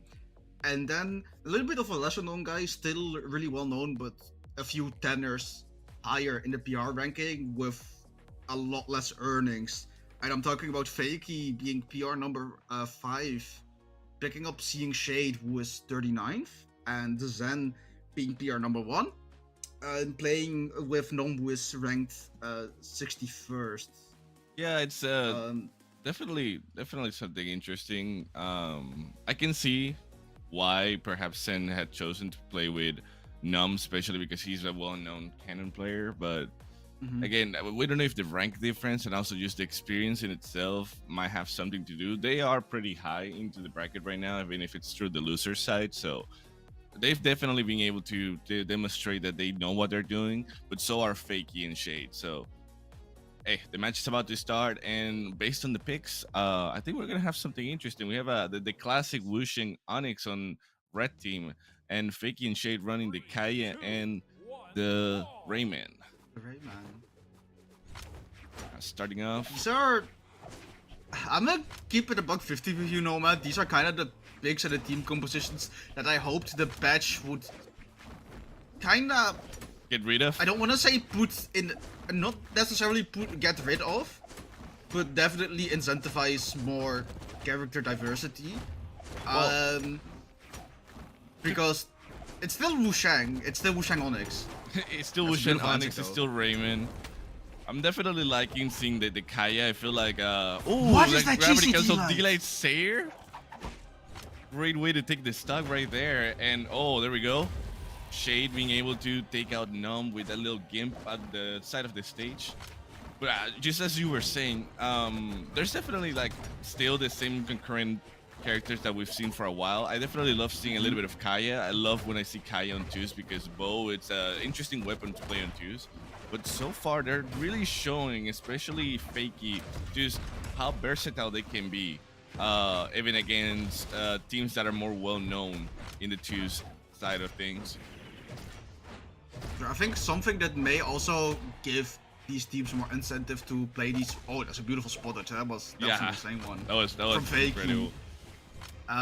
Is that when you're playing with a new player with, based on the statistics, a little bit less skill, a little bit less placements and earnings, it might be better to just go with something basic, just to have that feel for comfort. Something that you probably have like a lot of experience with. Everybody has a Rayman, everybody has some form of a Kaya, you know. So it's best not to overcomplicate your team compositions when you're playing with someone new. Yeah, not only just that, to try out. but also Oh, the, that's the, a the, grab the round. team combos in general, they come a lot easier with weapons that are like more studied and more well known. So I can definitely see where you're coming from with that. Exactly. And right now, the blue team is definitely taking a great advantage. Fakey is doing an amazing job at keeping Shade safe. Beautiful transition there with that Sayer into the neutral into the Sayer, but ooh. Oh, that's a D-Sig on the teammate. Shade a Fakey little has bit of just a been doing D-Sig. such a good job at getting Shade out of bad situations, especially off the side of the stage. Just being able to go down there, let themselves get hit by their teammate, and giving them the chase dodge back up that they needed, or ground pounding / recovering the opponents that were pressuring them. And I don't know if you Fakey? saw that. Fakey got hit with a ground pound, and instead of going back into the wall, he took the risk. He did a double jump Sayer, catching on Zen on the side of the stage, and when Nom went to try and save him, he just jump fake into downer to take the other stock.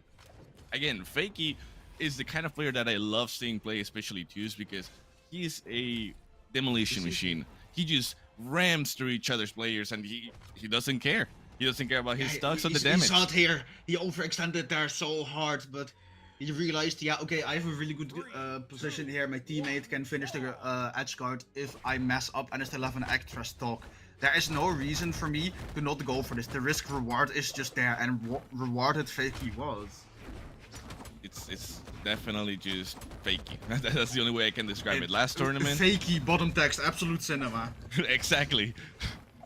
Like last tournament, we saw turned Fakey completely cook with the same character as well. So I'm definitely excited to see what might be the outcome of this.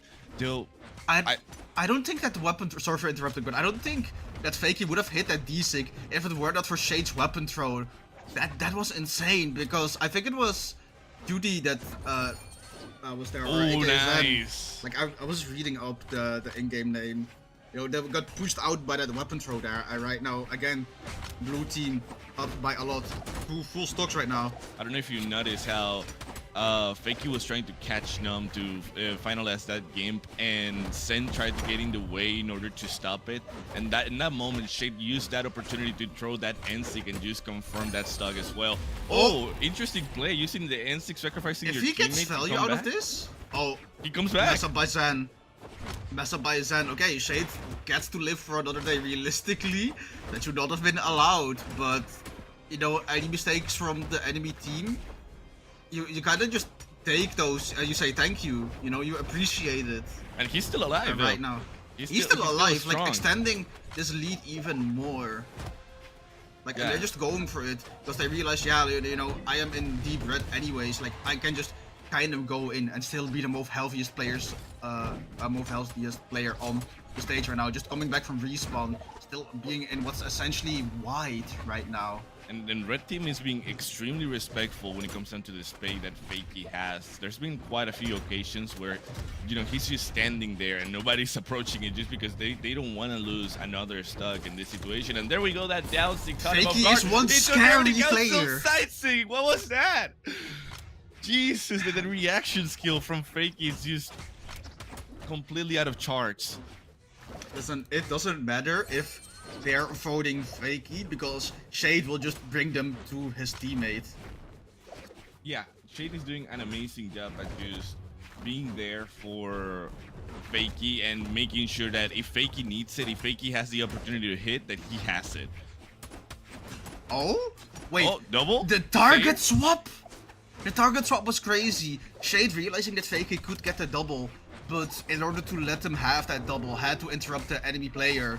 And they just swapped it, like they crisscrossed each other. And Fakey got a beautiful double D-light off of that. Right now, red team on their final stocks in red damage right now. Shade still living, gets Oh, the nice nair. dodge into Chase nair. touchdown, avoids it. Sayer They're from coming through, and Fakey. light coming through, Sarah again, beautiful. The And neutral Fakey- light. Did the weapon throw hit? That was just not needed. Yeah, the weapon throw hit. That was not needed at all. That was disgusting. That was The downer absolutely went vile. in, and from the distance of the downer went into the weapon toss just to confirm, you know, like you never know when you're gonna need it until you need it. Nah.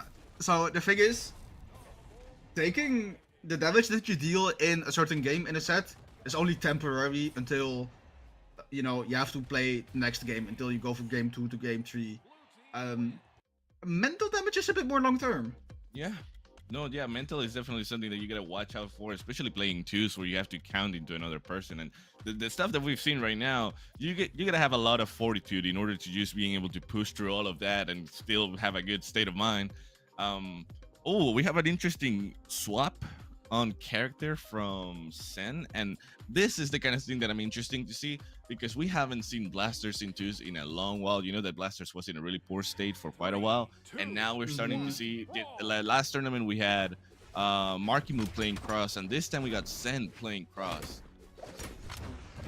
I can't believe we circled back To the Onyx cross. to watch Chronix. Towards Chronix, yes, Chronix is back. We are. Why are we back? Nah. Honestly, Why? I always love Chronix. I'm not gonna hate on Chronix. Oh, I will. You'll be good cop. I'll be bad cop here. Also, another thing to keep in mind, I love that how Fakey's not only like steamrolling through the opponents, he knows that Kaya is a character with a lot of defense. So something that he's using a lot is just go down in the middle of the opponents with a ground pound on the stage, just to space out people.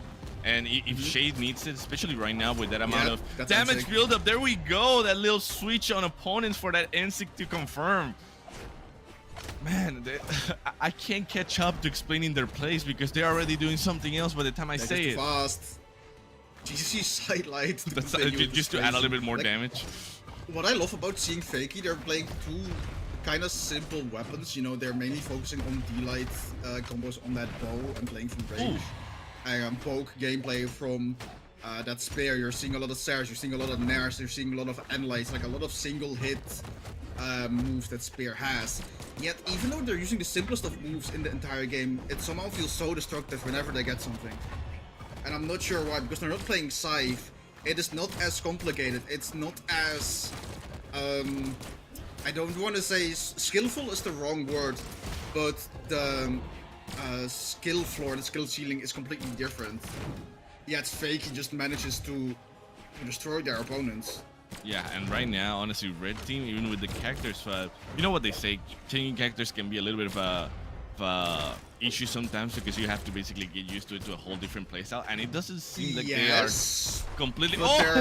They're even on stocks right now, so I would say it's going better. But the unfortunate thing is that Nom is right now very damaged. Even on Onyx, like that defense is not going to help you from any strong hits. Fakey getting the punish sidelight and the recovery is beautiful there. I just want to say, Fakey waiting on the exhausted from having no jumps on Zen just to grab him with a gravity cancel breakdance.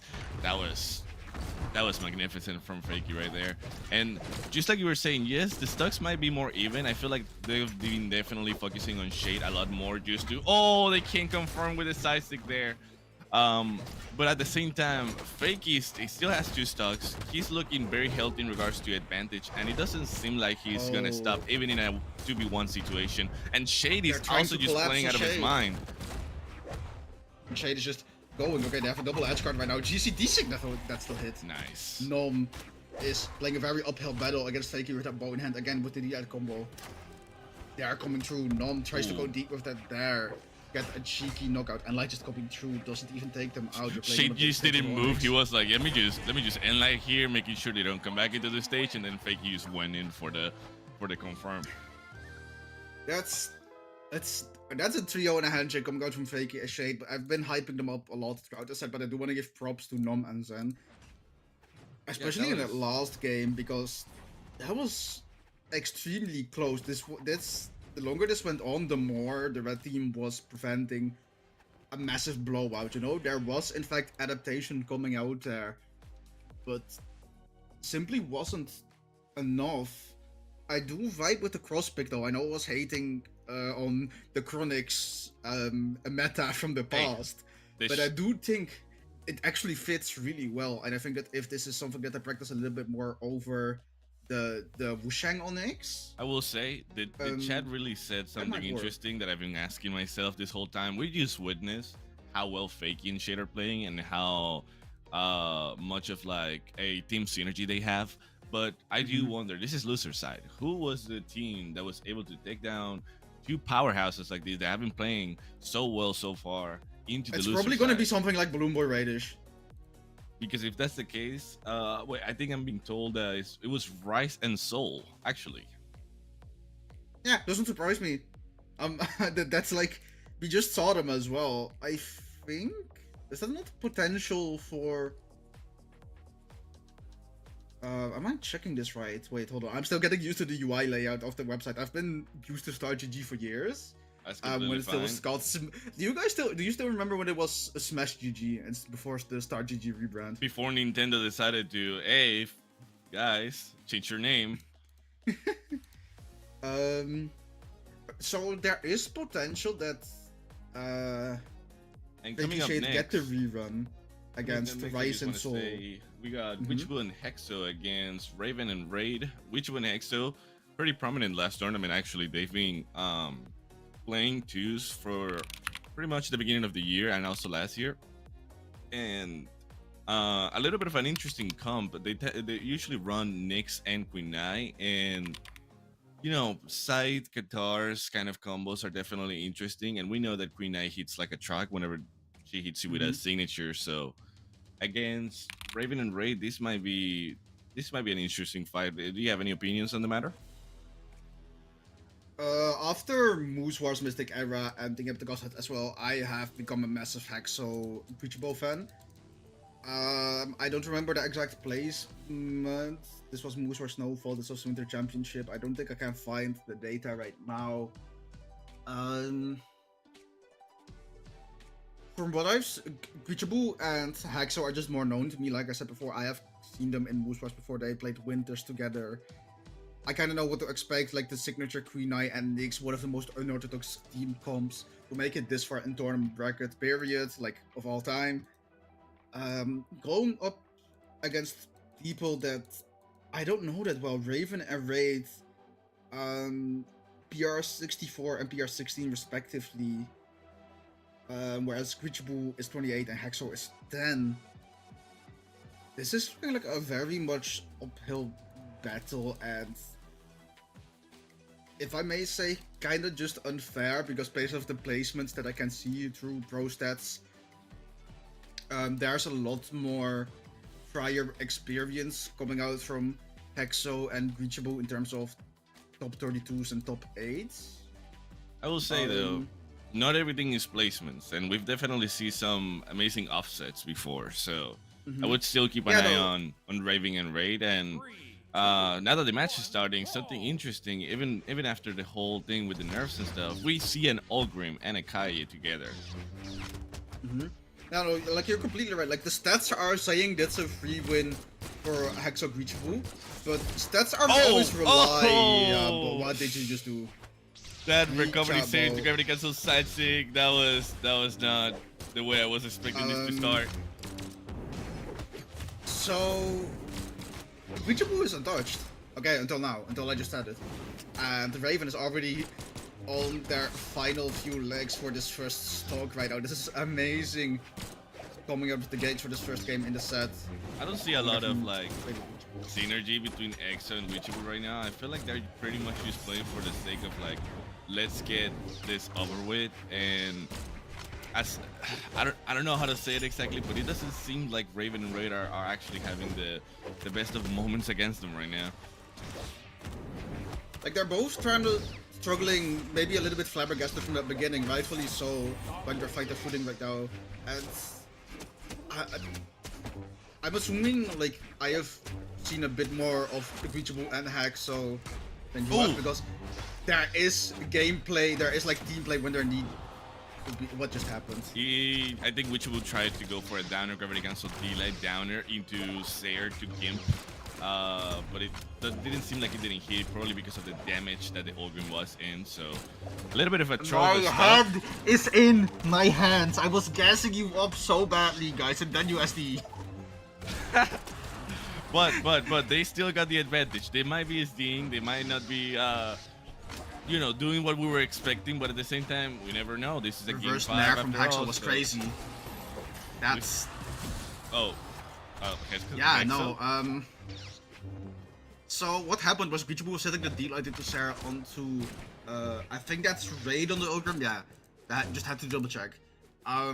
Hitting Hexo in the process as well. What Hexo did was just reverse nairing Raid to the side, and even though it wasn't a guaranteed knockout, it did manage to exhaust enough options. So 200 to 274. That's like 20. That's 21 damage. Of the total damage that Guicho dealt this game. So I wanna have faith in like the new guys on the block all the time. I think having an underdog story is really cool to see, especially when you're playing against people that are you know, have a history within Moose Wars, within the Brawlhalla community, in Guicho and Hexo. But at the same time, I mean, But they need to do better than this. Yeah, they need to do better than this. The damage difference could be noticeable, and Guicho, especially with Queen Eye, those Katars, as soon as you start building up damage and you get hit by a signature, just like I said, it can be the end of your stock pretty quickly. And Guicho knows that. Guicho is definitely exploiting the damage capabilities of his character. And then we got Hexo, who's a whole different beast, a very up-and-coming pro player. So Raven and Raid definitely gonna have to lock in. I don't know if perhaps there's gonna be a little bit of a change in regards to their characters, perhaps, but we'll see. Honestly, I still have hope that we might see something surprising happen. We still got 2 more games before this is over, so we are seeing something very interesting.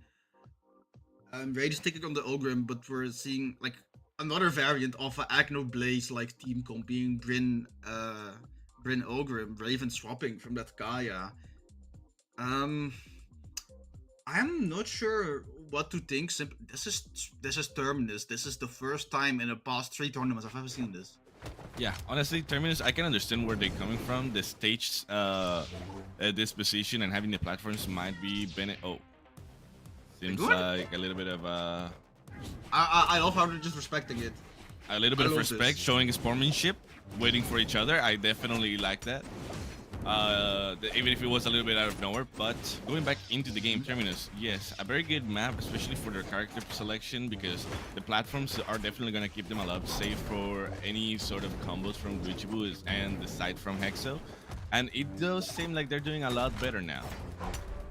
Oh, that's side stick hitting on Hexo. Oh, this is such a big switch of Red Team actually taking the lead now on Guicho. Retreating to the side of the stage, using the recovery to get back up, fighting into double X isn't really something that you want to do when you're having Blasters and Katars right now.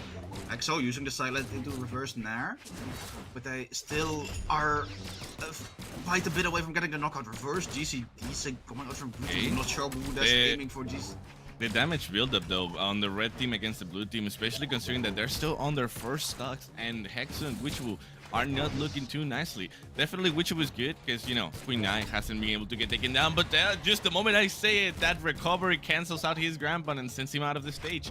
They are actually not in a great position right now, the red team, demonstrating that, you know, perhaps it was just a matter of changing characters, a matter of the map, but they are definitely locked in and trying to go out with a fight at least. Oh, no. Hexo. Oh no, Hexo? Still...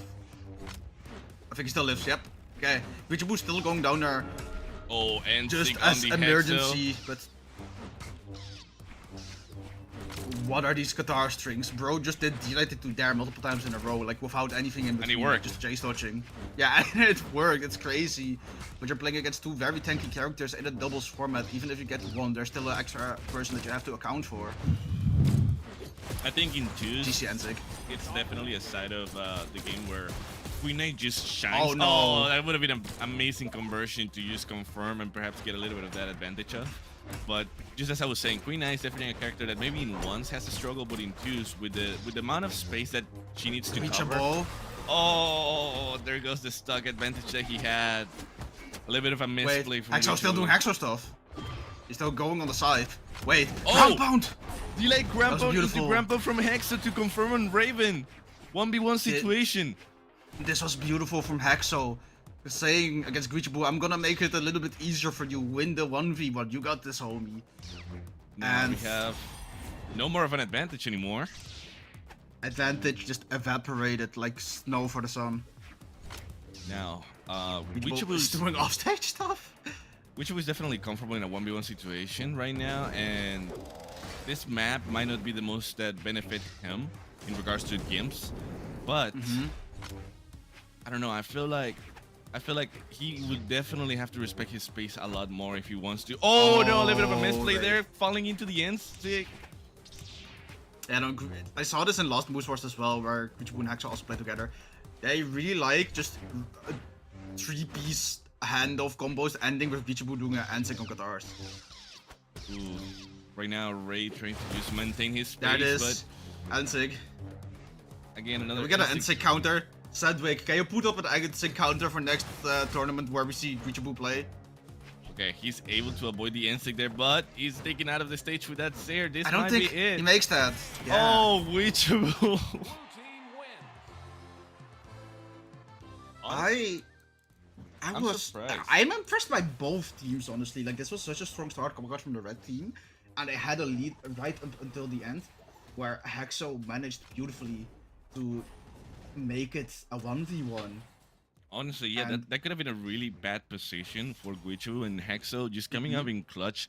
As soon as he saw the opportunity from that D-like ground pound gravity cancel from Guicho, he went in, he took that other ground pound, and even though he lost his stock, he was able to set the match so that it was a better disposition for Guicho. And I feel like that's just like teammate stuff, you know?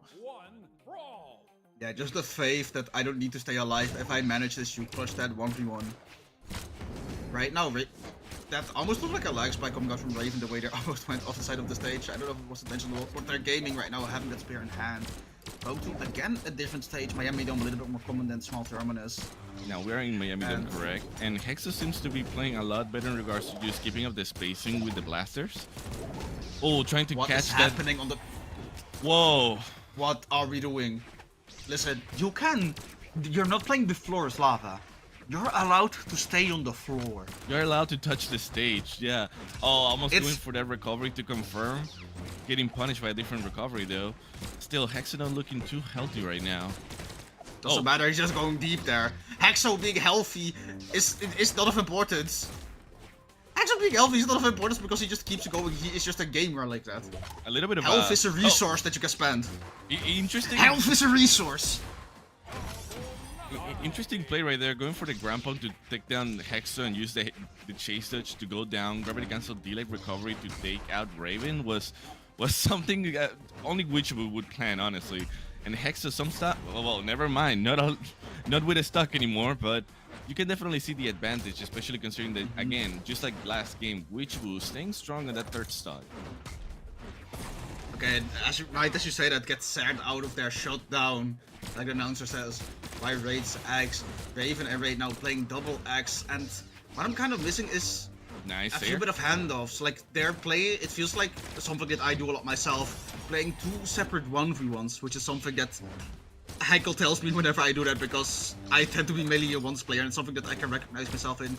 But in a situation like this, it is something that's costing them a lot, because you're not getting handoffs, you're not getting as much damage per interaction. Oh, the ground pound from Hexo falling off the sky. That will be the end for Raid, leaving Raven completely alone against these two monsters. And Guicho with that down there into Zare to confirm. Did we just go to 2 sets in half an hour? We just witnessed, yeah, 2 trios. Wow, that's...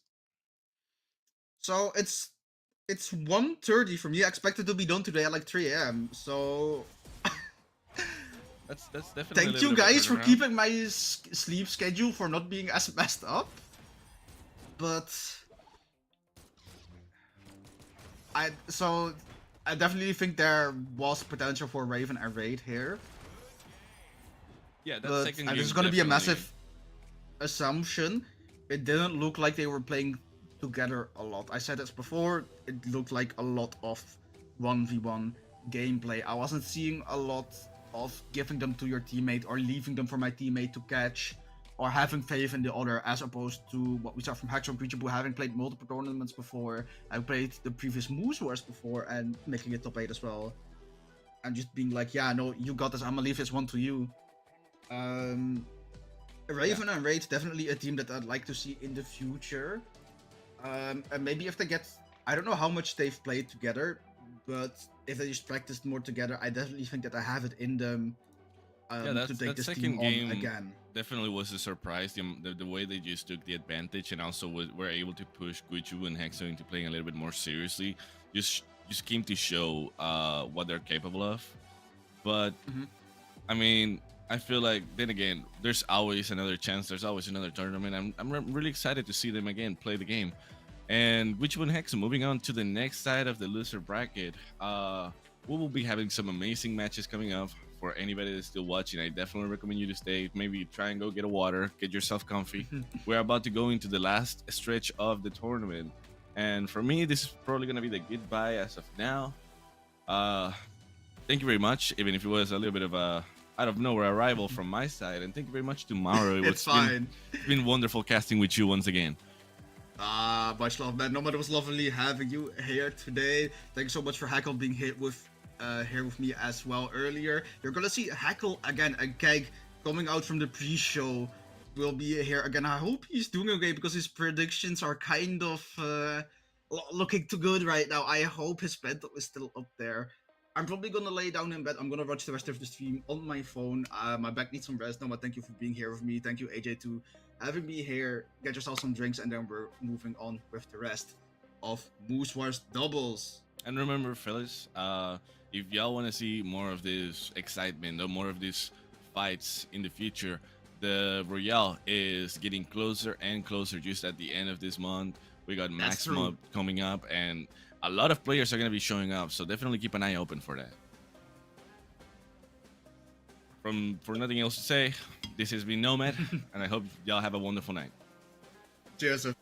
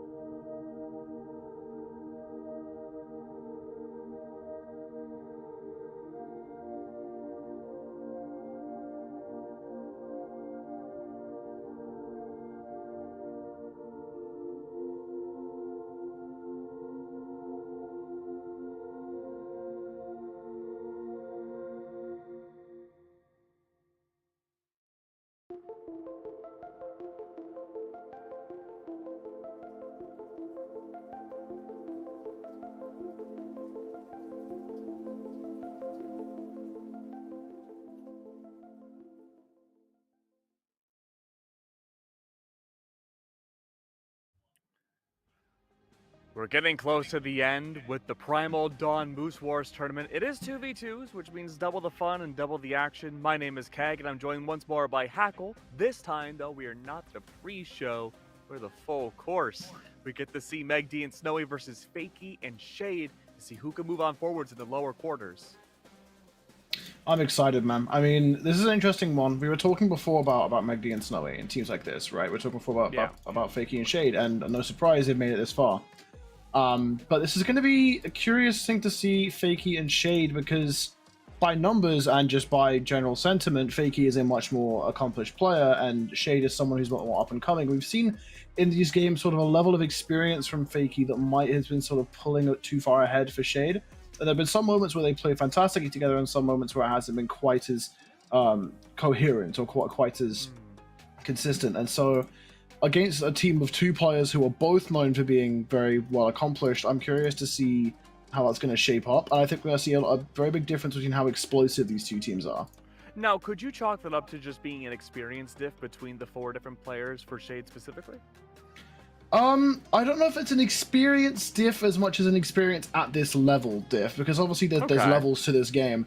And Shade is someone who, as far as I'm aware, has been playing for quite a good amount of time. Not obviously like an old head level or anything like that, but there's the level, the things that are important at this level of play are so different to what's important at, let's say, Diamond 21, 2200, because the higher into the game you get, the more mental comes into play, and the more it's all about the adaptation, all about these tiny little micro interactions and small adaptations and changes you make that really make or break a game. Everyone can hit their combos, everyone can push the buttons correctly at this level of play. Yeah. So it's very difficult. That's why breakout performances are so exciting to see, because it's very uncommon to see someone come into the level, like a pro level of play, and do well for their first time in that area.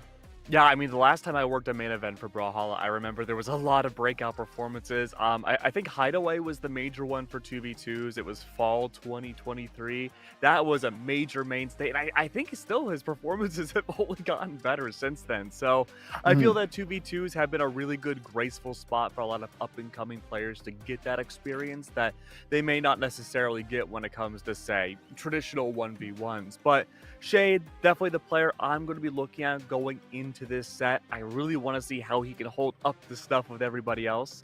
I did want to make note, though, that when we saw each of these players, of course, we're also on LAN, walk into the arena, I noticed that Shade did not have a walker or a cane with him. All the other old heads here did. We actually had to help Megdy get onto the stage. So keep that in mind, that we do have younger players on board.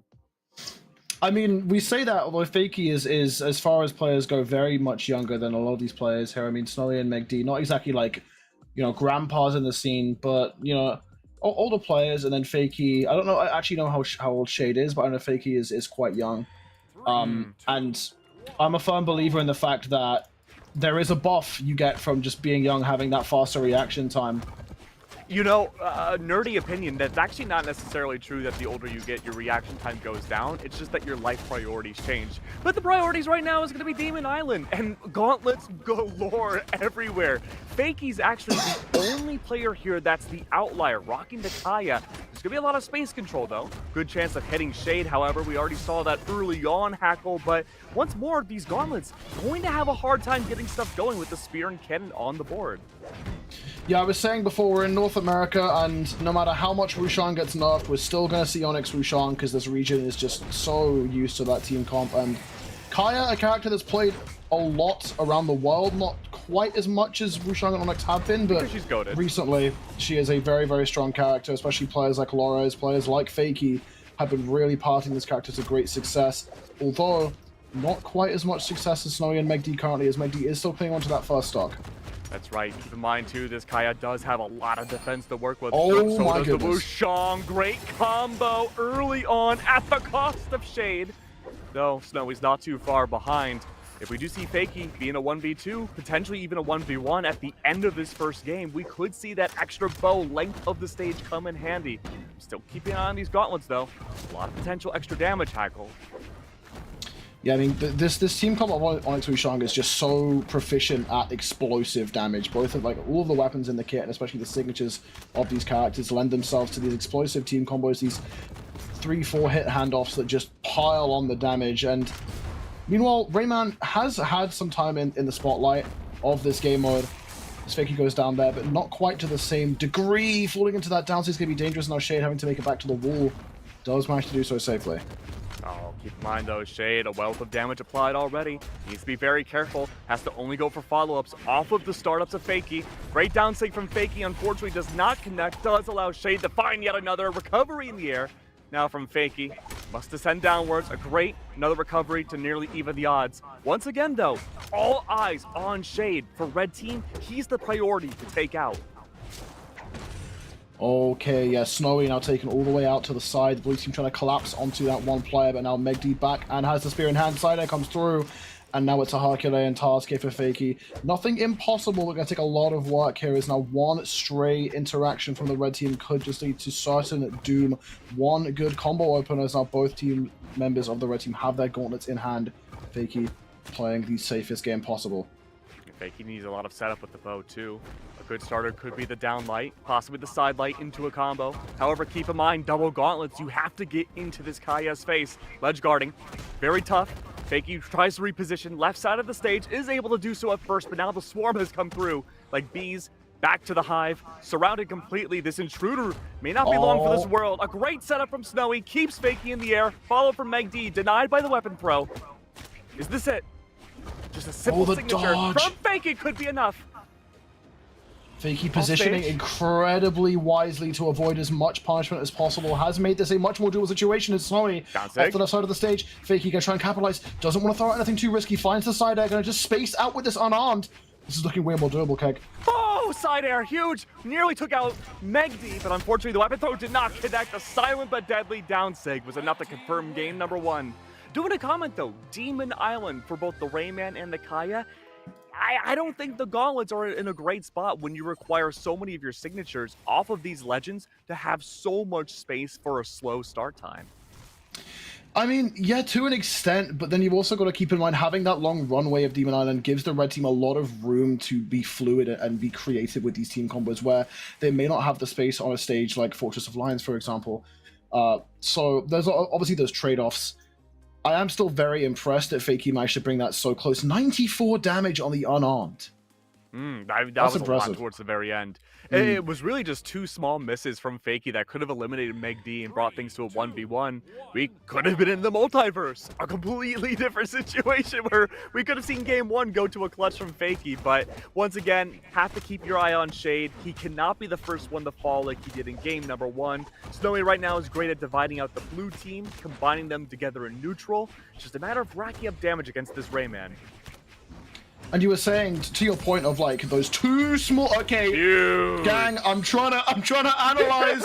And Shade's just ripping NSIGs left and right. Ground pound does fall through. Fakey scrambling back up onto the stage. Shade not too healthy, but still very early stock off Snowy. A little bit of team damage can interrupt that signature there, though.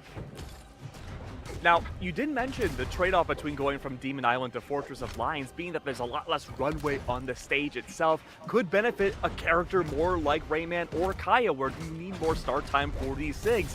We swap over to the stage, things are looking suddenly a lot better for the blue team. Dude, that optimization to do that straight into a GC downlight. Fakey is so smart with the option selects on this bow.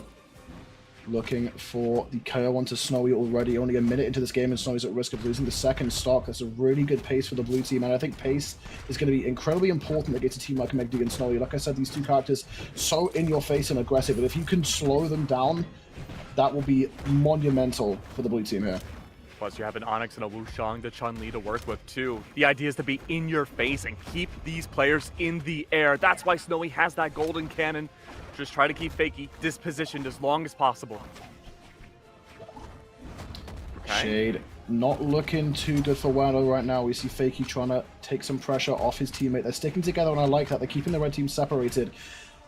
Just for the moment, though, the weapon throws by Shade stalling out, actually defending himself very competently there and keeping himself alive. Look at this, though. Fakey has yet to lose a stock. Snowy's now down on his last. That's that goat factor. I said something. I said something. Except for Fakey, only now on that second stock. Yeah, I mean, you wouldn't realize it by looking at her, but Kaya is secretly a tank.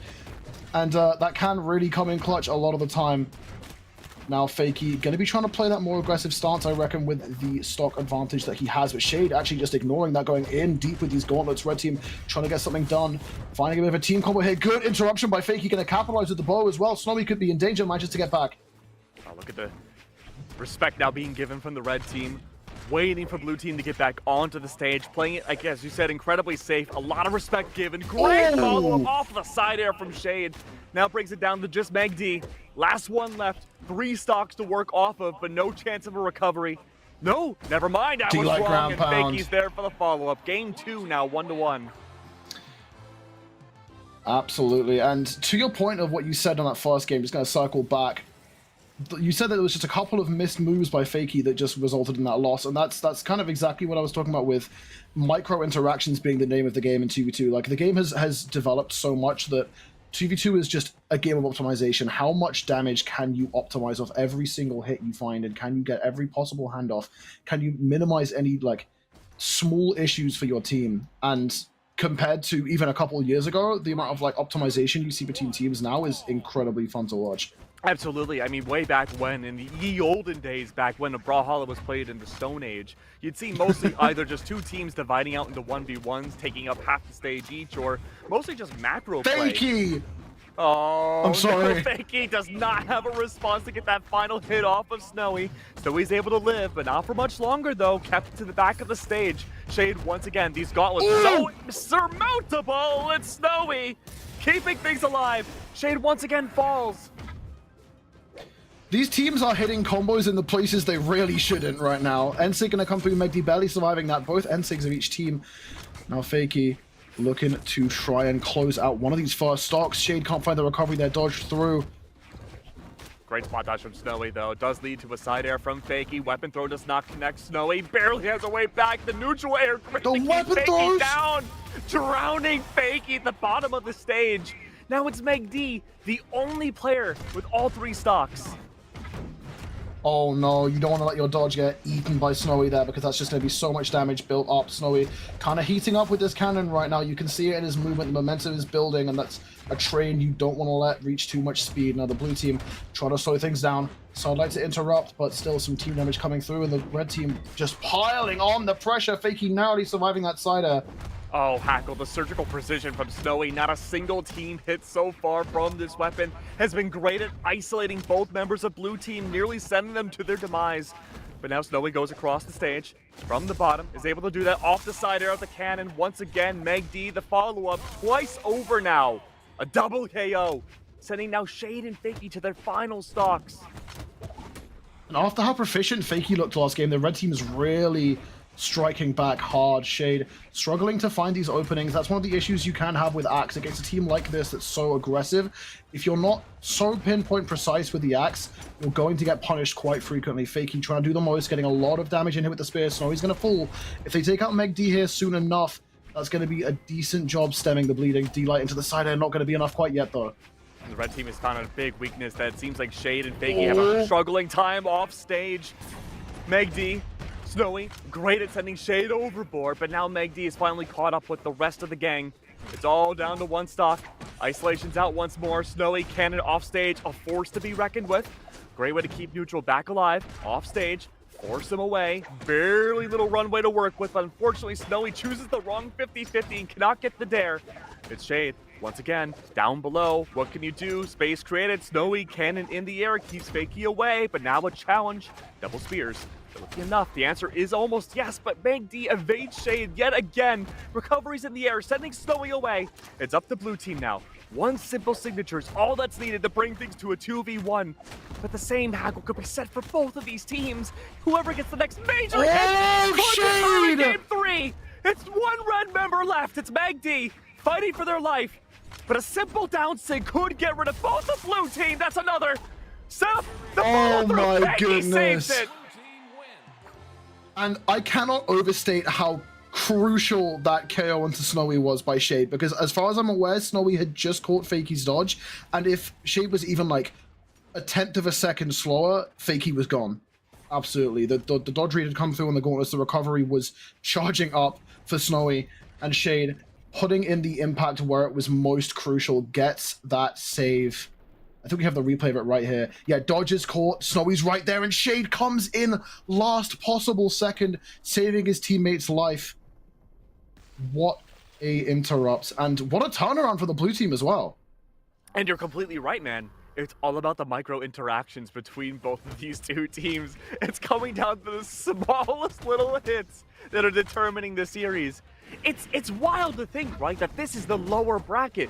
We're getting closer and closer to seeing who can move on forwards in this tournament and who's facing elimination. Yeah, I mean, like, this, not only is it lower bracket, this isn't even top 4. We're in top 6 Can you right imagine now. what top 4 is going to look like? I can't wait. I absolutely cannot wait. But right now, we've got to focus on the fact that the blue team is piecing up good damage here onto Snowy, especially. Sidestep comes through, Shade executed 30 seconds. Hey, 30 seconds is all you need sometimes. Shade doing it yet again. What a quick recharge. Gravity cancel down, say didn't quite connect. Megdy finds the follow through. Shade the micro yet again, finding opportunities. He's gone! Nastier and nastier. Where did Snowy go? Snowy's been melted. Megdy has to hold on. One stock left now for this Onyx. Half of the red team stocks just deleted in the space of under 1 minute. That is absurd. Global warming in Demon Island. Fakey could be in trouble here. Pogo comes through. Perfect execution on that down air. Now, this is a doable situation, but the worst part is, not only is Snowy the only one on his final stock, he's also the most damaged player on the field. He's got to play a perfectly safe game, and that's not safe enough, going all the way in with the cannon. Only gets punished by 1 move, but actually now pushed into the red. Fakey gets the ground pound as well. Megdy could be left alone on 2 stocks here. DC comes through. What was that interaction? Oh, the sacrifice! The sacrifice, Megdy! Hurt Snowy to bring them back onto the board. Got hit by the downsync of Shade. Was removed that second stock. Now things have gone from bad to worse for the red team. Snowy, Inklings of Shade's own position back in game 1 where they're nearly the first one out. This Gauntlet wielder needs to hold on tight. That's Fakey to lose a second, but still, plenty of work needs to be done for the red team. Snowy's off stage, needs to get rid of Shade as soon as possible. Bring this to a 2v1. Any advantage they can. Oh, neutral air. I think the blue team's getting a little bit too overzealous here. They're getting very confident. They had the win in the bag very early, they think, and now they can't afford to go too far because you've got to keep in mind, Fakey is now also on final stock. Shade, actually, for once, the player who's surviving the best, and the red team doing a decent job of damage build onto Fakey here, almost matching Megdy. Shade could fall here as well. And then we've got an even stock game.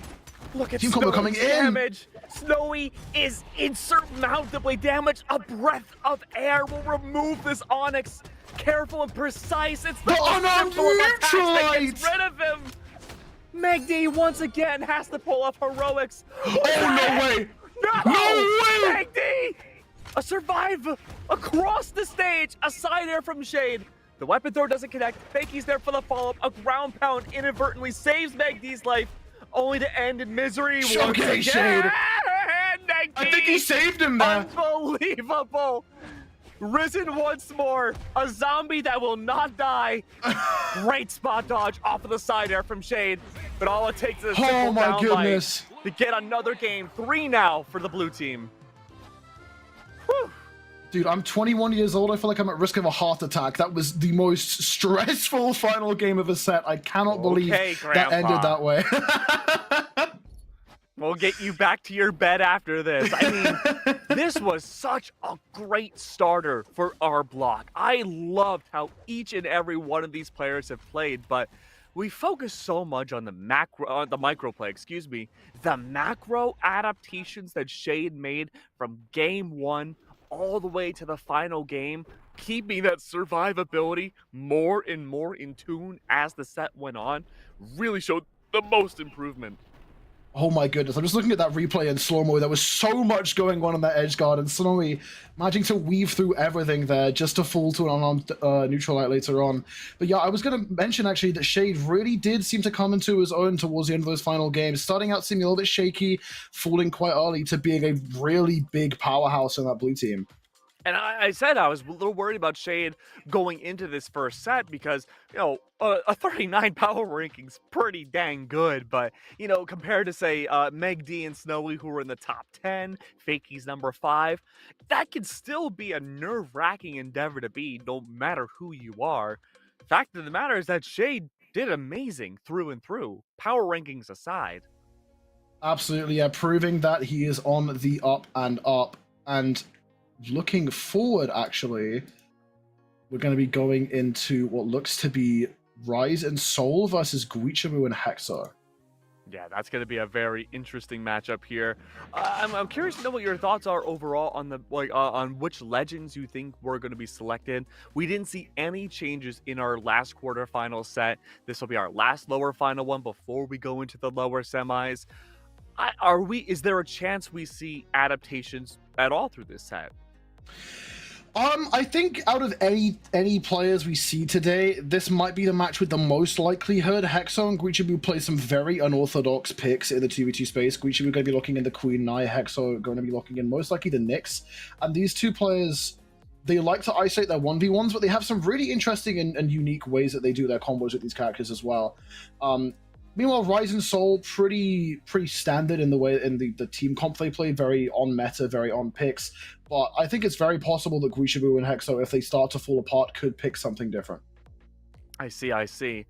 And these two teams have been playing together for a very long time too. And historically speaking, again, it's Hexo and Guicho that have found a little bit more results. Very curious to see what the first stage is going to be.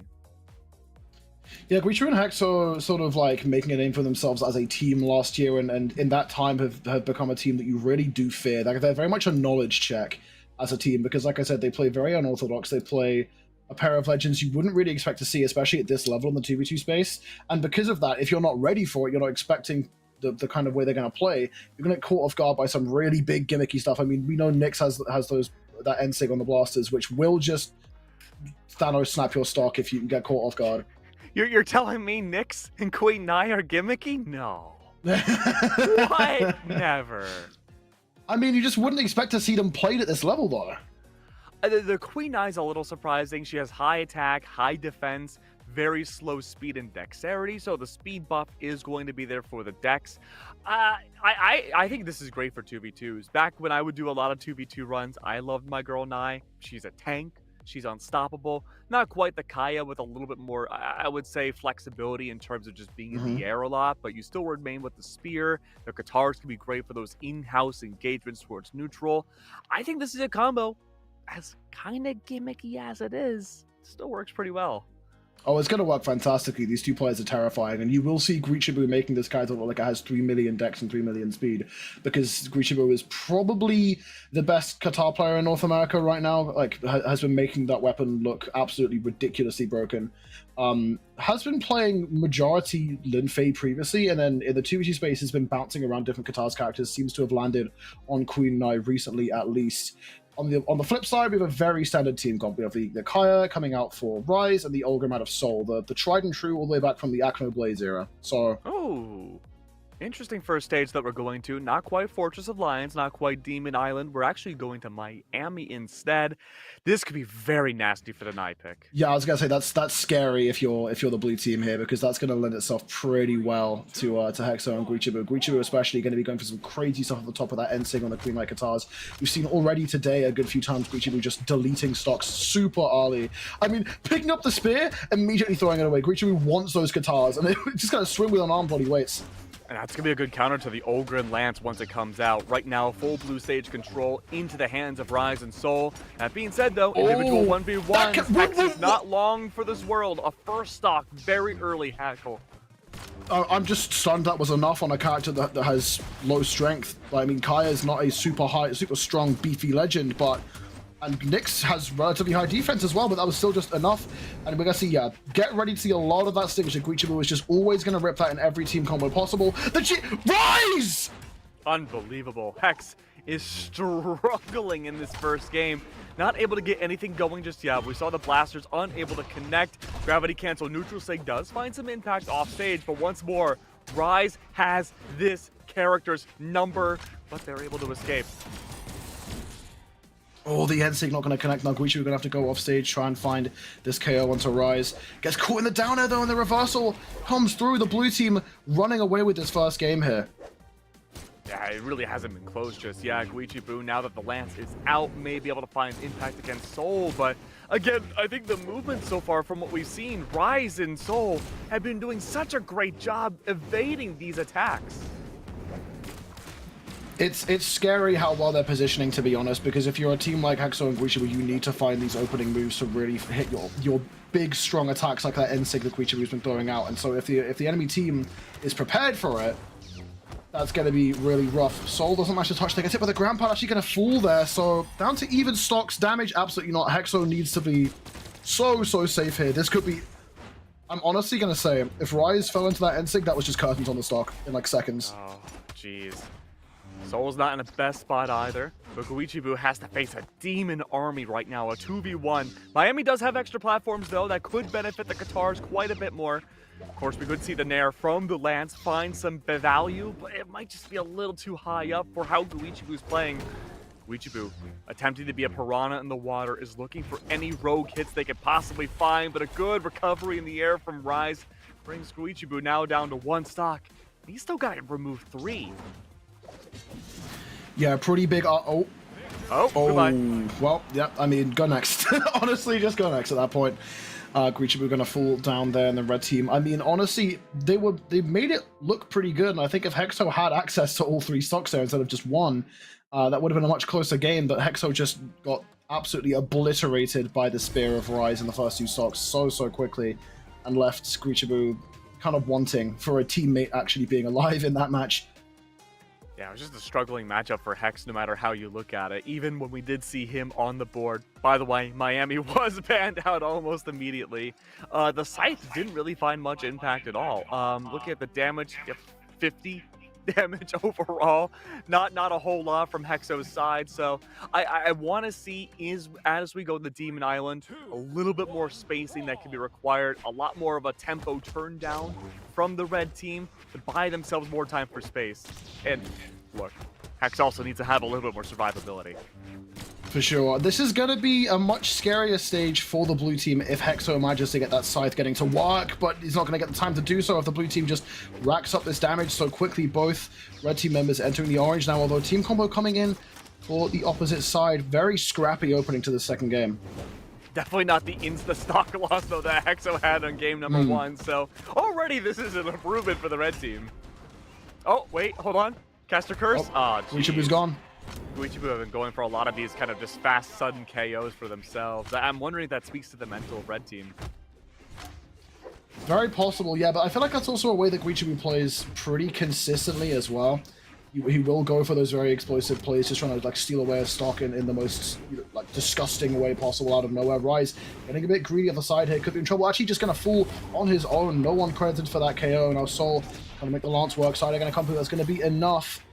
And the red team keeping themselves in the game for the time being, but decent chunks of damage dealt to either of them. Decent chunks, yes, but both characters are pretty beefy with their defense. You can take it down a notch maybe in terms of the color, but again, Hex struggling to find a way in. The downers have not connected. Soul is there for the follow-up, keeping Guicho in this cycle of pain. A good black hole has started, a down save that confirms stock number 2. And once more, Hex struggling to stay above the water. Oh, they just keep going. They just keep going. There is actually no stop to the Rise and Soul train. The N-Sig will finally put a stop to Rise, but Soul is relatively healthy. Can they find value here? The side sig actually going to be enough. That sig did just get buffed. Now we see a team combo coming.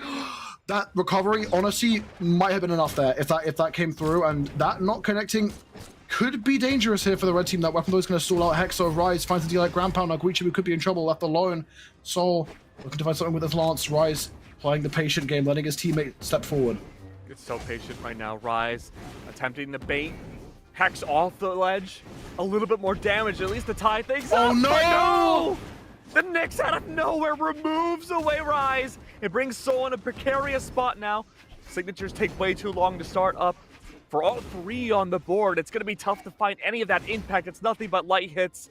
Soul attempting to nair, Hex in the air to chip away the damage, only having the stage space to work with. Has to stay aboard. A great side air, a nair to follow up Guicho. A wealth of damage applied. It's just a matter of getting a good side air hackle. Can it be enough? Wait. Blasters are out. Is that going to be it? A Believers? double side air. That's good. Keep both the red team on the edge, exactly where Soul wants them. Believers? Chip away the damage. Will this be enough? Another side air. 1v1. That's Another it. side air. Now a true 1v1. Hex, though, has done such a great job with survivability. Game 1, they lost 2 stocks within a minute. And now they're trying to be the clutch factor for game number 2. 1 hit from Soul will be enough to bring this 2-1, 2-0. There it is. Set up with the scythe. Soul has to be careful. Great spot dodge away. Keeping it in the air. Hex cannot get the down air started. They're looking for nairs, though. Great sidestep. A weapon throw from Soul. Weapon back in the air. Trying to bounce anything off of Hex to get them in a spot where you can follow up. Neutral sync does not connect. Yen light! Oh, neutral light is enough to confirm game 2. 900! Oh my goodness. 935 damage put out by Soul. Incredible. Those are unheard of numbers. That was, I mean, he played that perfectly. A certified Ulgrim moment. I mean, you say that, Ulgrim got nerfed very hard last patch, and you know who got buffed? Nyx. And despite all odds. But before this patch, it would have been like 1100 damage. Possibly, yeah. I mean, like, Ulgrim got hit pretty hard, and there's a lot of players who've been saying, like, oh, Ulgrim's not usable in 2v2 anymore. I mean, maybe if you're a Soul, it doesn't matter who you play. 621 damage. Soul did more damage on the Lance than most people do in a 2v2 game. Good. In general. Unbelievable. Definitely the scare factor. If I'm red team, I'm probably going to try to focus Soul, but on the same flip side, though, however, we do get to see our first player swap. Off win as well, which is curious. Yeah, probably just the deny adaptability. The Kaya wasn't finding as much impact towards the end of that last match. Right off the top, Rise finding the turnaround. Hexo going in too deep for the recovery, and Rise just saying, nope, that's my territory. Off you go, and the blue team opening up, swinging sidelight into the side air. Orb not quite as proficient at finding those early KOs as something like Sword or Hammer may be, but still, Rise making it look easy right now with this fresh character swap. Stage Spike gonna go with the down air as well, and the weapon throw. Rise. What a save, though. Unbelievable. That should have been hook, line, and sinker for Hex. That could have been a recreation of game number 1, and it still might be. No way. We're only a minute into the match. Hex, okay, keeping that second stock alive. This hammer hasn't found much of a presence just yet. Continue not to. Do like the orb choice, however. Very punchy matchup, needs a punchy weapon. Rise has yet to lose a stock. Oh, Team Combo doesn't find the downlight, so managing to dodge out just in time. Now, stocks even in number, we've got to keep our eyes on Hexo, who is into the red on this second stock. So, not too far from it, but still has that Ulgrim defense, and now Guicho left in the 1v2 with that N-Sig to wake up out of a starter and find the KO. So then, what do you do now if you're Soul? You had 900 plus damage last game. You need to stay alive here, but you're being targeted by Guicho. Oh no! Oh, could this be it? No. Recovery nearly did Soul in. Yeah, that was terrifying. I mean, that's just, if you're Soul, you start praying when that recovery hits. His prayers were answered. Is he like a cat? Did he just use all 9 lives? I think maybe. We'll have to see if he has one left for the rest of this game, as he's left on his final stock, most damage player on the board. Now Rise having to show that that 4 pick was worth it. The hammer very favored right now by a lot of players. Down there going to come through, find the stock off Guicho. Can they collapse onto Hexo? Tunes, recovery doesn't connect. Might not connect now. 1v1s. Rise playing a dangerous game through and through, maintaining this offstage presence. Hex still not in a great spot, however. This could be the moment of reprieve. If Soul can get something started and get rid of Hex, bring things again to a 2v1, that could be enough. Rise once more was waiting for Hex to go off stage. Still an opportunity maybe to go for a side air maybe? Oh, but no, instead Rise. They had their full 3 stocks for so long. What happened? 1v1. Okay. Blue team has the stage control on both sides for a moment. Down heavy and the recovery! Rise and Soul taking it home in a nail-biter final game. Right, a clean 3-0 from Soul and Rise, securing their spot in the lower semifinals. There were moments of reprieve from Guicho and Hexo, but through and through, I mean, look, the MVP has to go to Soul. Just unbelievable question. performance every single game. Yeah, I mean, the red team brought it really close in that final game, too. It was like a last hit situation, which was the closest they had brought it, but, well, I mean, there wasn't the closest they brought it. I mean, the second game saw they get that crazy 1v2, but still, it felt like the blue team was in control regardless for the majority of the time. Yeah, even in the swap in Game 3, it was a great game plan to reset the adaptability that could have been built up by the red team. Never saw an opportunity really to see a lot of team synergy from Guicho and Hexo in terms of like the black hole setups that Soul and Rise had brought out just a few times. But even then, though, individually, the 1v1s almost always went in Soul and Rise's favor. I'm excited now. Yeah? Except I'm not, because I forgot we have to go to a break. Aww. Well, I suppose we can go to a small break. Everyone needs to get a second to clean themselves up. Wait a second. Breathe, supposedly. But don't worry, though. We'll be back in just a few minutes. We'll have ourselves our lower semis.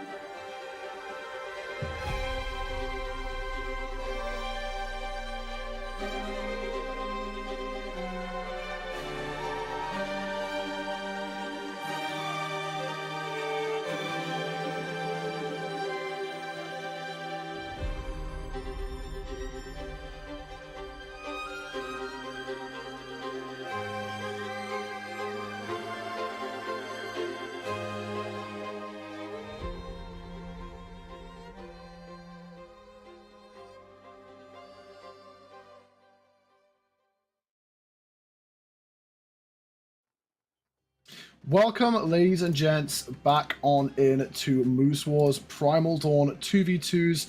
My name is Hackle. I am, of course, joined with Keg, and we are lined up for top 4. Yeah, that guy. He's here, I guess. It's whatever. Yeah, we are lined up for a heater of our first match here. For the start of top 4, we have Raydish and BalloonBoy versus Bonnie and Money Holler. How are you feeling? You know, I'm feeling a lot of things. Sometimes anger, sometimes disappointment, Hackle, but right now I'm feeling nothing but serendipity. I'm very excited for this 2v2. I know in the break you were hyping it up, Bunny and Monty for being these very unusual players, and them combining themselves in this 2v2 should be even more unusual. I know it's on our beautiful faces right now, the camera that is. I do want to point out something very interesting for the audience. I think I know what it is. Player, I'm sure you do. Every single player in this matchup are all level 100 on their respective characters.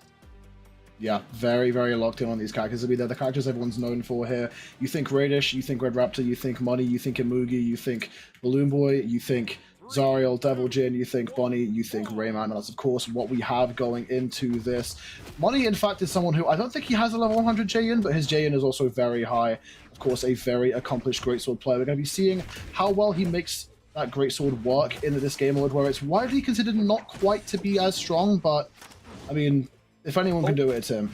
Oh, I'm getting word right now from production. He has a level 99.5 J-in, which means he's still very new to the character. Yeah, no, I mean, the gap between 99 and 100, that's like 3 years of playing a character, probably. So team combo coming in, though. Good start here for the red team. Another one going to be coming in. BalloonBoy does drop that. BalloonBoy in trouble off the side for a second. Raydish clears the field with that sweeping sidelight, though. Bunny and Money so far have had a difficult time getting back on the stage, but as soon as you start giving this Imugi presence, he goes for a side sig and says, well, never mind, make that twice over. Unfortunately, though, BalloonBoy, not long for this world, does fall away. 1v1s are abound once more. Raydish is doing a great job. Of course, he gets sent into the air by his own teammates. It's gonna be Money gone now. Now down to Bunny and Raydish to see who has the better survivability, but as I say that, Hackle, we know the answer. Yeah, it's not really a question. Raydish has always been the player who is very good at clinging onto those stocks and maybe won't put out the most damage, but has that presence for a majority of the game. BalloonBoy, someone who can play every role needed, but right now the role he needs to do is stay alive as that second recovery, just narrowly clinging to life. Bunny hunting down for BalloonBoy for the time being, but BalloonBoy will stick with it for now. Raydish still, well, I was going to say on his first stock, that D-Sig is going to be more than enough, and our BalloonBoy scampering away, trying to get between the blue team members to keep on this second stock. Such a nerdy gravity cancel D-Sig from Money there just to catch out Raydish, send away that first stock. Right now, this greatsword has been a big boon on the sides. You can see all red team has just been straight up avoiding the Imugi whenever possible, trying to target Bunny, and for good reason too. This axe has worked unbelievably, and even then, you had mentioned in the green room that Bunny goes for a lot of these really engagement-heavy offstage plays that do not go well for the recipient. So this is playing directly into the hands of blue team. Side tick gonna come through with that side of Imugi defense, baby. Money Hollow not even pressed. Getting hit by that. The recovery will close out the stock of Bunny. And despite the fact that the blue team has felt relatively in control for this game, we are seeing a very even situation here. Very even at the moment, however, that could change in a heartbeat. Monty was sent far up into the sky. Any signature, if we do have the opportunity to see one, should be enough to solidify. One stock left! Oh, it was so simple. Money's not long for this world either, however, people have been avoiding him. Bunny's there for the follow-up. Rather take the team damage than the full enemy damage. Bunny's off stage now. Could be in trouble. What a ground pound! Good follow-up. Both off stage. Yeah, now Bunny has to play survival. Bunny was keeping pace with BalloonBoy for a while, but now BalloonBoy managed to avoid too much damage. The bird coming through, and now Bunny having to run for her life, manages to avoid for a moment, but the ground pound comes through, and now very doable for a character like Imugi, but still, Money Holler has to play this very, very well. Team combo coming in. This could just be cut. The Nair, I suppose, trying to avoid DI. Nasty combo. This could just another be black hole. little too much damage applied to Money, though. Side sig didn't connect. Might not even need to. Weapon throw. What a good that weapon throw. solidifies game 1. Yeah, Raydish and BalloonBoy completely prepared to play the long game there and just slow things down, play to their own pace, and force the blue team to meet them there. And the blue team just couldn't quite do it in game 1. Couldn't quite do it. Really love the engagement and the punchy factor that we're seeing from red team. The Imugi was just evaded for about like 3/4 of the entire match. I'm hoping to see a little bit more action from him going into this next one. It's just a matter of whether or not the Red Raptor and Devil Jin want to engage just on Bunny again.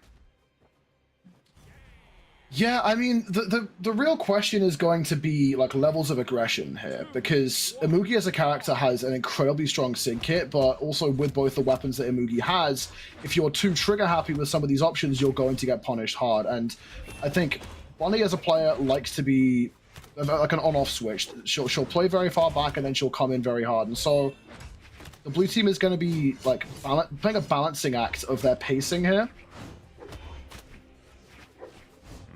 Bunny, she's keeping her distance, looking far into the air. Money, however, camping towards the edge, has been unable to find these engagements with the great sword. When you do, there is some damage applied against Bunny.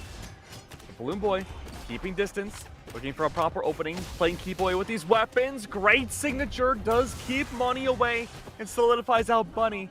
This has been the game plan for red team. It has not changed from game 1 to game 2. Divide and conquer. Rack up the damage against Bunny first, make the Imugi engage inwards, then apply the damage back to Bunny, take down the stock, and then go for the Imugi. I've noticed as well the red team are very conscious of it, trying to interrupt team combos onto their teammates. Not to say the blue team aren't.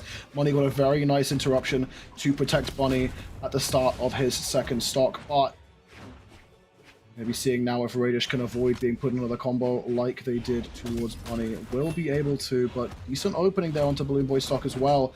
Very even game on the second stock, but the nairs are coming through. Bunny caught by the side light, doesn't get hit with the nair or the side air, unfortunately. Nairs have been so good from BalloonBoy, just barely getting out of range of the axis attacks from both of these blue players.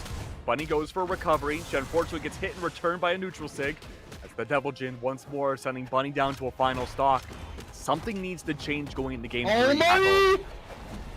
Money getting a bit overzealous on the side there, and now BalloonBoy having the time to just rip into Bunny with these gauntlets. The D-Sig gonna come through, do some decent damage onto BalloonBoy Grand Pound as well, but will keep living. Well placed GC D-Sig there by Bunny, trying to stem the bleeding. Can they get Raydish out of the game? No, Raydish will be sticking on to this second stock. And Bunny really wants to play off stage too. We know how unorthodox she can play, but just naturally Rayman, great at denying players from getting back on from the ledge. Great ground pound though, Raydish sent into the sky. The Imugi, however, attempting to join up Bunny towards the ledge, does end up in a lot of pain. Ground pound, no dare, excuse me. Does send Raydish away down to this final stock. This is going to be a very important game for the blue team. If there's that survivability, there may not be a change going to game 3, regardless of the results. Both on ledge though. Gravity cancel down light from Money is a great engagement in. Bunny has to get back onto the stage, and she does. 2v1 combo, team combo. Bunny attempting to keep the grounded forces down to give Money a safer landing. Side air is out. Will this be enough though? Seems like once more 1v1. The gravity cancel D-Sig! Beautiful from BalloonBoy. Bunny is gone. Weapon throw immediately. Make that a second. Possibly a third. And a third. Clashed out. Yeah, that's the BalloonBoy special. That guy loves that down sig, and he makes it look absolutely ridiculously powerful.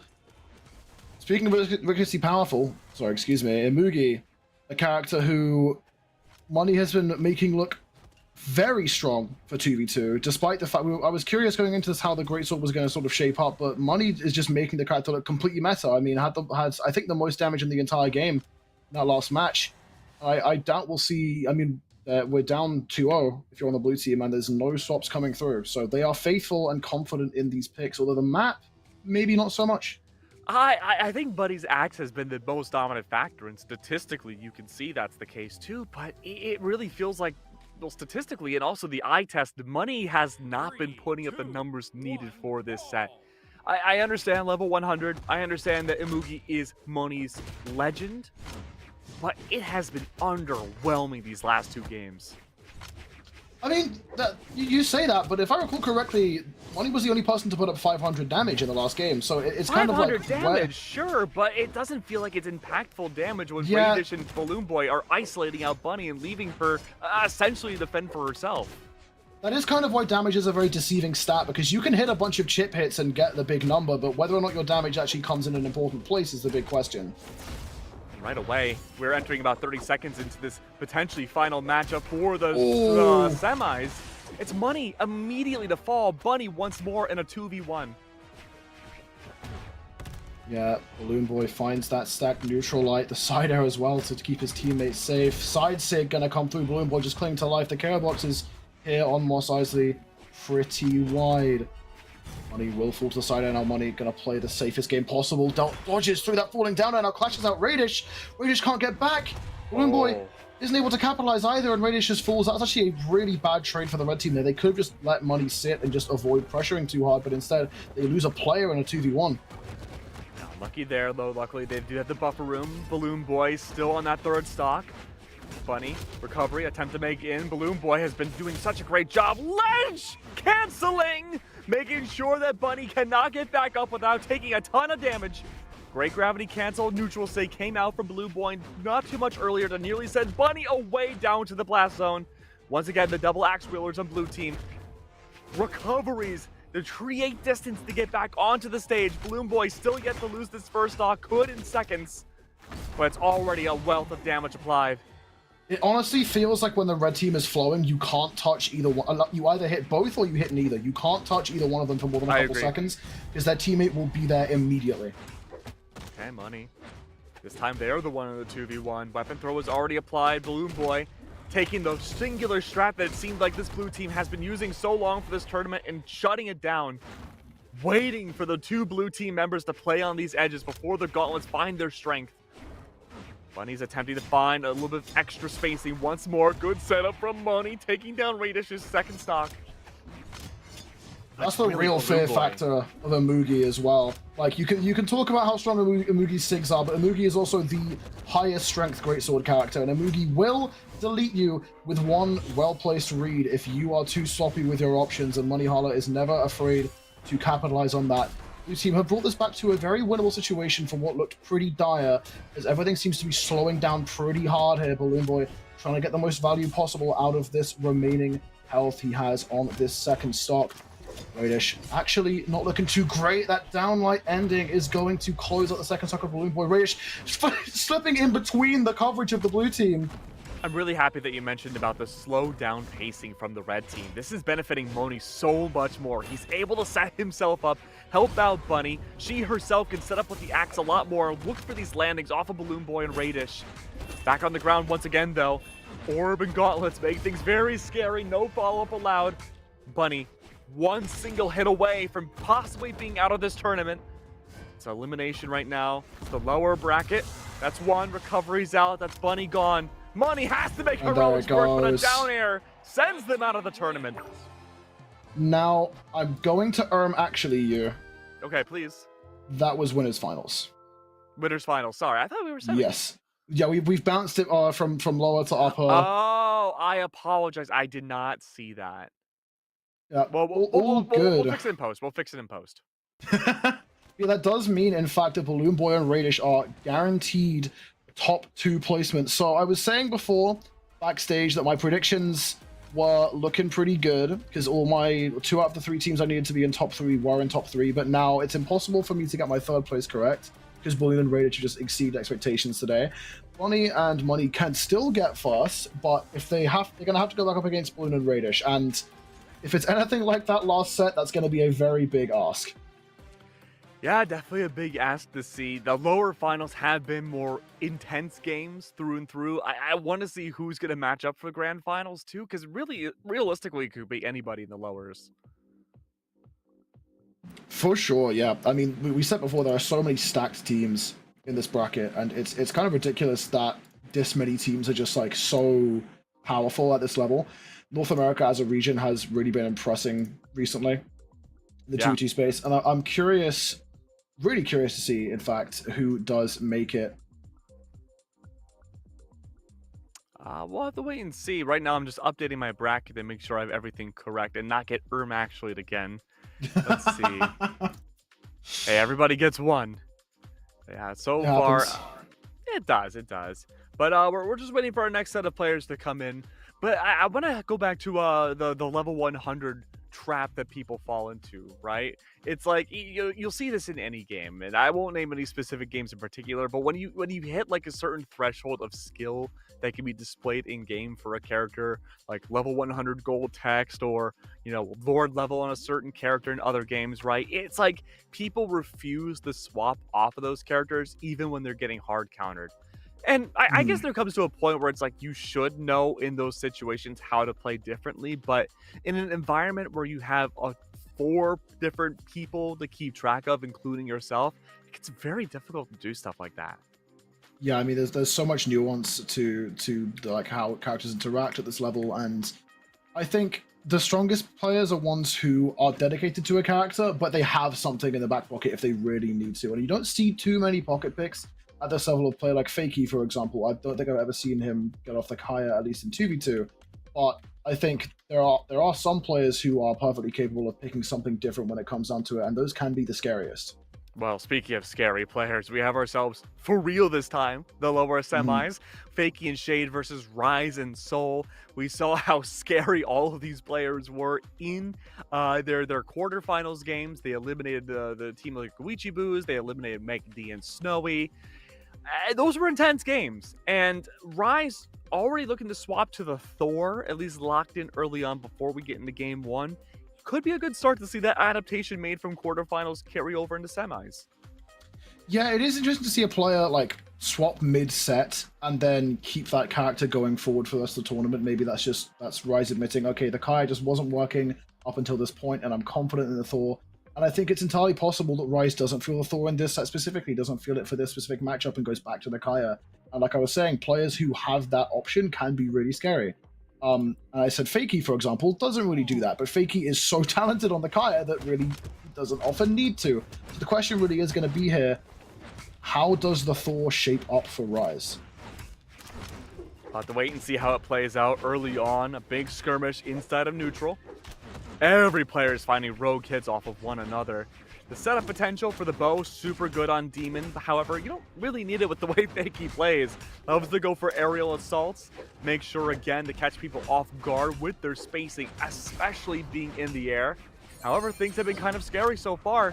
Fakey now with a spear. Just needs a simple ground pound or even a D-Sig to send somebody on the red team away. But in fact, no! A double KO from the Thor. Yeah, very clean execution there from Rise, picking up the Orb now. The Orb was what we saw the most damage come out of Rise last set. All scampering back up to the top there. The red team looking to try and maximize their value. Fakey goes for the down air there off the down light. Perhaps wasn't confident that ground pound would have connected. That would have been a confirmed KO if it did. However, Fakey has taken a chunk of damage on the second stock. Nothing too crazy, and Shade still healthy. Rise looking to just live as long as possible now. And light not going to be enough, but red team separated here. Like what's happening now. Blue team are finding their ground, and quite literally a neutral sig into a down sig from Fakey eliminates Rise's first stock. Soul plays keep away immediately but falls into the grinder. Oh my god. You know what we used to say back in ye olden days? Holy what did you say moly. in ye olden days? I think that's still used these days, just a little bit less. Ah, sure. You know, the cavemen that had been able to evolve since 2017 still use it. Rise, actually the healthiest player on the board. All that falling side of the active frames coming in clutch there for Soul, but Shade just ripping that recovery off the sidelight. The board fully cleared all for Rise here. Team combo coming in. How much can they get done with these weapons? Not often seen combos out of Hammer and Lance, but still a lot of damage put onto Fakey. Can't execute the edge guard, but still, that's very good value for the red team. Very, very good value. Rise, however, again, the survivability has been paramount. Neutral sig from Fakey, nearly connected. A down air instead. In met by a side air is going to connect again. Now Rise is gone. Soul once again, just as it's played out before, tries to stay away from the 2v1, but it does get hit by the Nair. And now Soul, actually the player who is the most damage on the red team after we saw that impeccable 2v1 or 1v2, I suppose, last time we saw this player. now having to play a more defensive position as his teammate plays front, and now that's not working out too great as we see the double clash onto Rise. Manages to dodge back through. Fakey could fall. The recovery comes in. That's going to be enough. Shade now left alone. Can he replicate the clutch we saw from Soul earlier? It's possible. Gauntlets are out. You have to get up close and personal. Shade does have a lot of signatures that could be used to create space, but the setup time might not be enough. A Nair against Rise is a good start. Follow-up was out by Soul. Gravity cancel side stick was met immediately with instant demise. Well, I think we have our answer. The Thor was definitely a good pick for Rise, at least in that first game. It was definitely working out. That was such a well-executed double KO at the start of that game from Rise there in the replays, but I'm curious to see if we're going to see the same thing from Shade we saw in the previous set, where Shade started out a bit shaky, had to take some time to adapt, and then really became kind of the Grim Reaper towards the end of the set. It's going to be a much tougher set to do this, though, on. I think, though, going to a smaller stage like Fortress of Lions will benefit the Gauntlets more off of Shade. The Axe maybe, too, for some rogue sideways hits like we see towards the end of each player's stocks. Just a matter of seeing, again, yeah, Shade survivability, playing more towards the center of the stage will just give them that extra comfort value. For sure, Fakey taking the brunt of the damage at the start of this game here. Shade actually relatively healthy, both red team members being pushed towards the red here. Okay, good Nair. Side light. So far, so good. Great down sig from Fakey. Destruction everywhere. Shade has this 1v1, but is unable to find much out of it. Nice execution on that side air as well. Not quite going to be enough, just too weak. But now both teams have one player in the red, and it will be Rise who falls first as the blue team keep their stock tank alive and try to collapse there onto Soul very hard at the left side. And this time Shade, as you mentioned, just finding more comfort as we go through this set, has had the most survivability. They're still in their first stock. These Gauntlets really putting in work for Shade now as well. The positioning looking comfortable. Weapon throw to stall out Rise. Both red team members need to find something as soon as possible. GC side stays dangerous as well. These Sigs just being let rip by Shade, and Fakey, the target of choice for Soul for a moment. They still can't get rid of Shade. That Endlight's not even enough. Oh, Shade just got enough space thanks to the hands of Fakey being put in the blender to get back on stage. Fakey is in trouble and needs help. Unfortunately, though, Soul was able to get this lance for free. Shade, unfortunately, could not find the recovery, though. Soul, a wealth of damage. Accidental team damage does lead to a good result. Rise needs to be careful with this, or that could have been Soul to leave. Recovery's out. Down to one stock, the first player in game 2 to do it. Rise was going for some really cheeky tech there where he hits his teammate to gain a chase dodge and get really fast downward momentum towards his opponent, but couldn't quite find the ground pound of the team combo, just collapsing onto Soul. So much damage so quickly.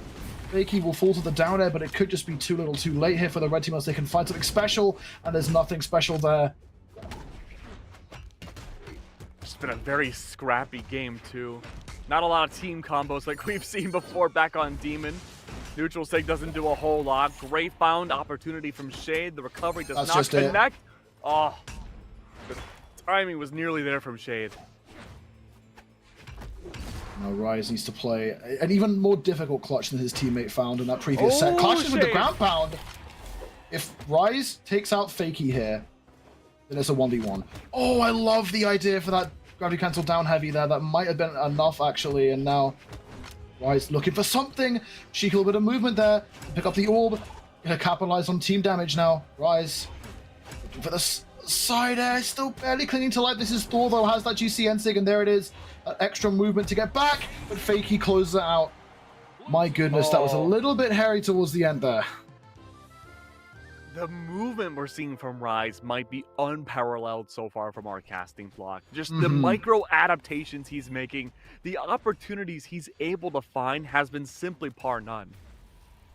Yeah, especially in that 1v2, the way he was spacing between the opponents and capitalizing on every possible misplay was fantastic, but there's only so many misplays you can capitalize on until you're just going to eventually fall, and Rise didn't quite have the breathing room to do so. Fakey manages to get down there, find that down like ground pound, confirm that KO, but still very strong showing. We see a swap here out of Soul of all people, actually. Shade got 425 damage off that axe, well beyond anybody else in the entire server. I think we know now that Shade can absolutely hang with the big dogs. I mean, like he's made it look easy. Incredibly easy. And somebody's taking their time selecting which the next map needs to be banned out. It's back to the fortress once more. Soul swaps away from the Ulgrim. Important note, now to the Bryn. Okay. So instead of having a lance now, spears out. I think this could be good, the duel out against the Kaya more. I honestly really like this simply for the fact that Ryze is on Thor, because like Ulgrim into Hammer team combos are not quite as bread and butter as you might have with, for example, Hammer into Spear, which Hammer and Light is just the perfect setup tool to go into a Spear downlight, and then you just have any signature, anything you want off of that for even more damage and a KO option. So going over to this makes a lot of sense, and we have seen Soul on the Bryn previously. Oh, but maybe it doesn't matter if Fakey just takes out everyone at the bottom, but what a save! Fantastic team play from the red team, and they turn it around. Will Fakey fall too? Yes, he will! Oh my goodness, Ryze and Soul.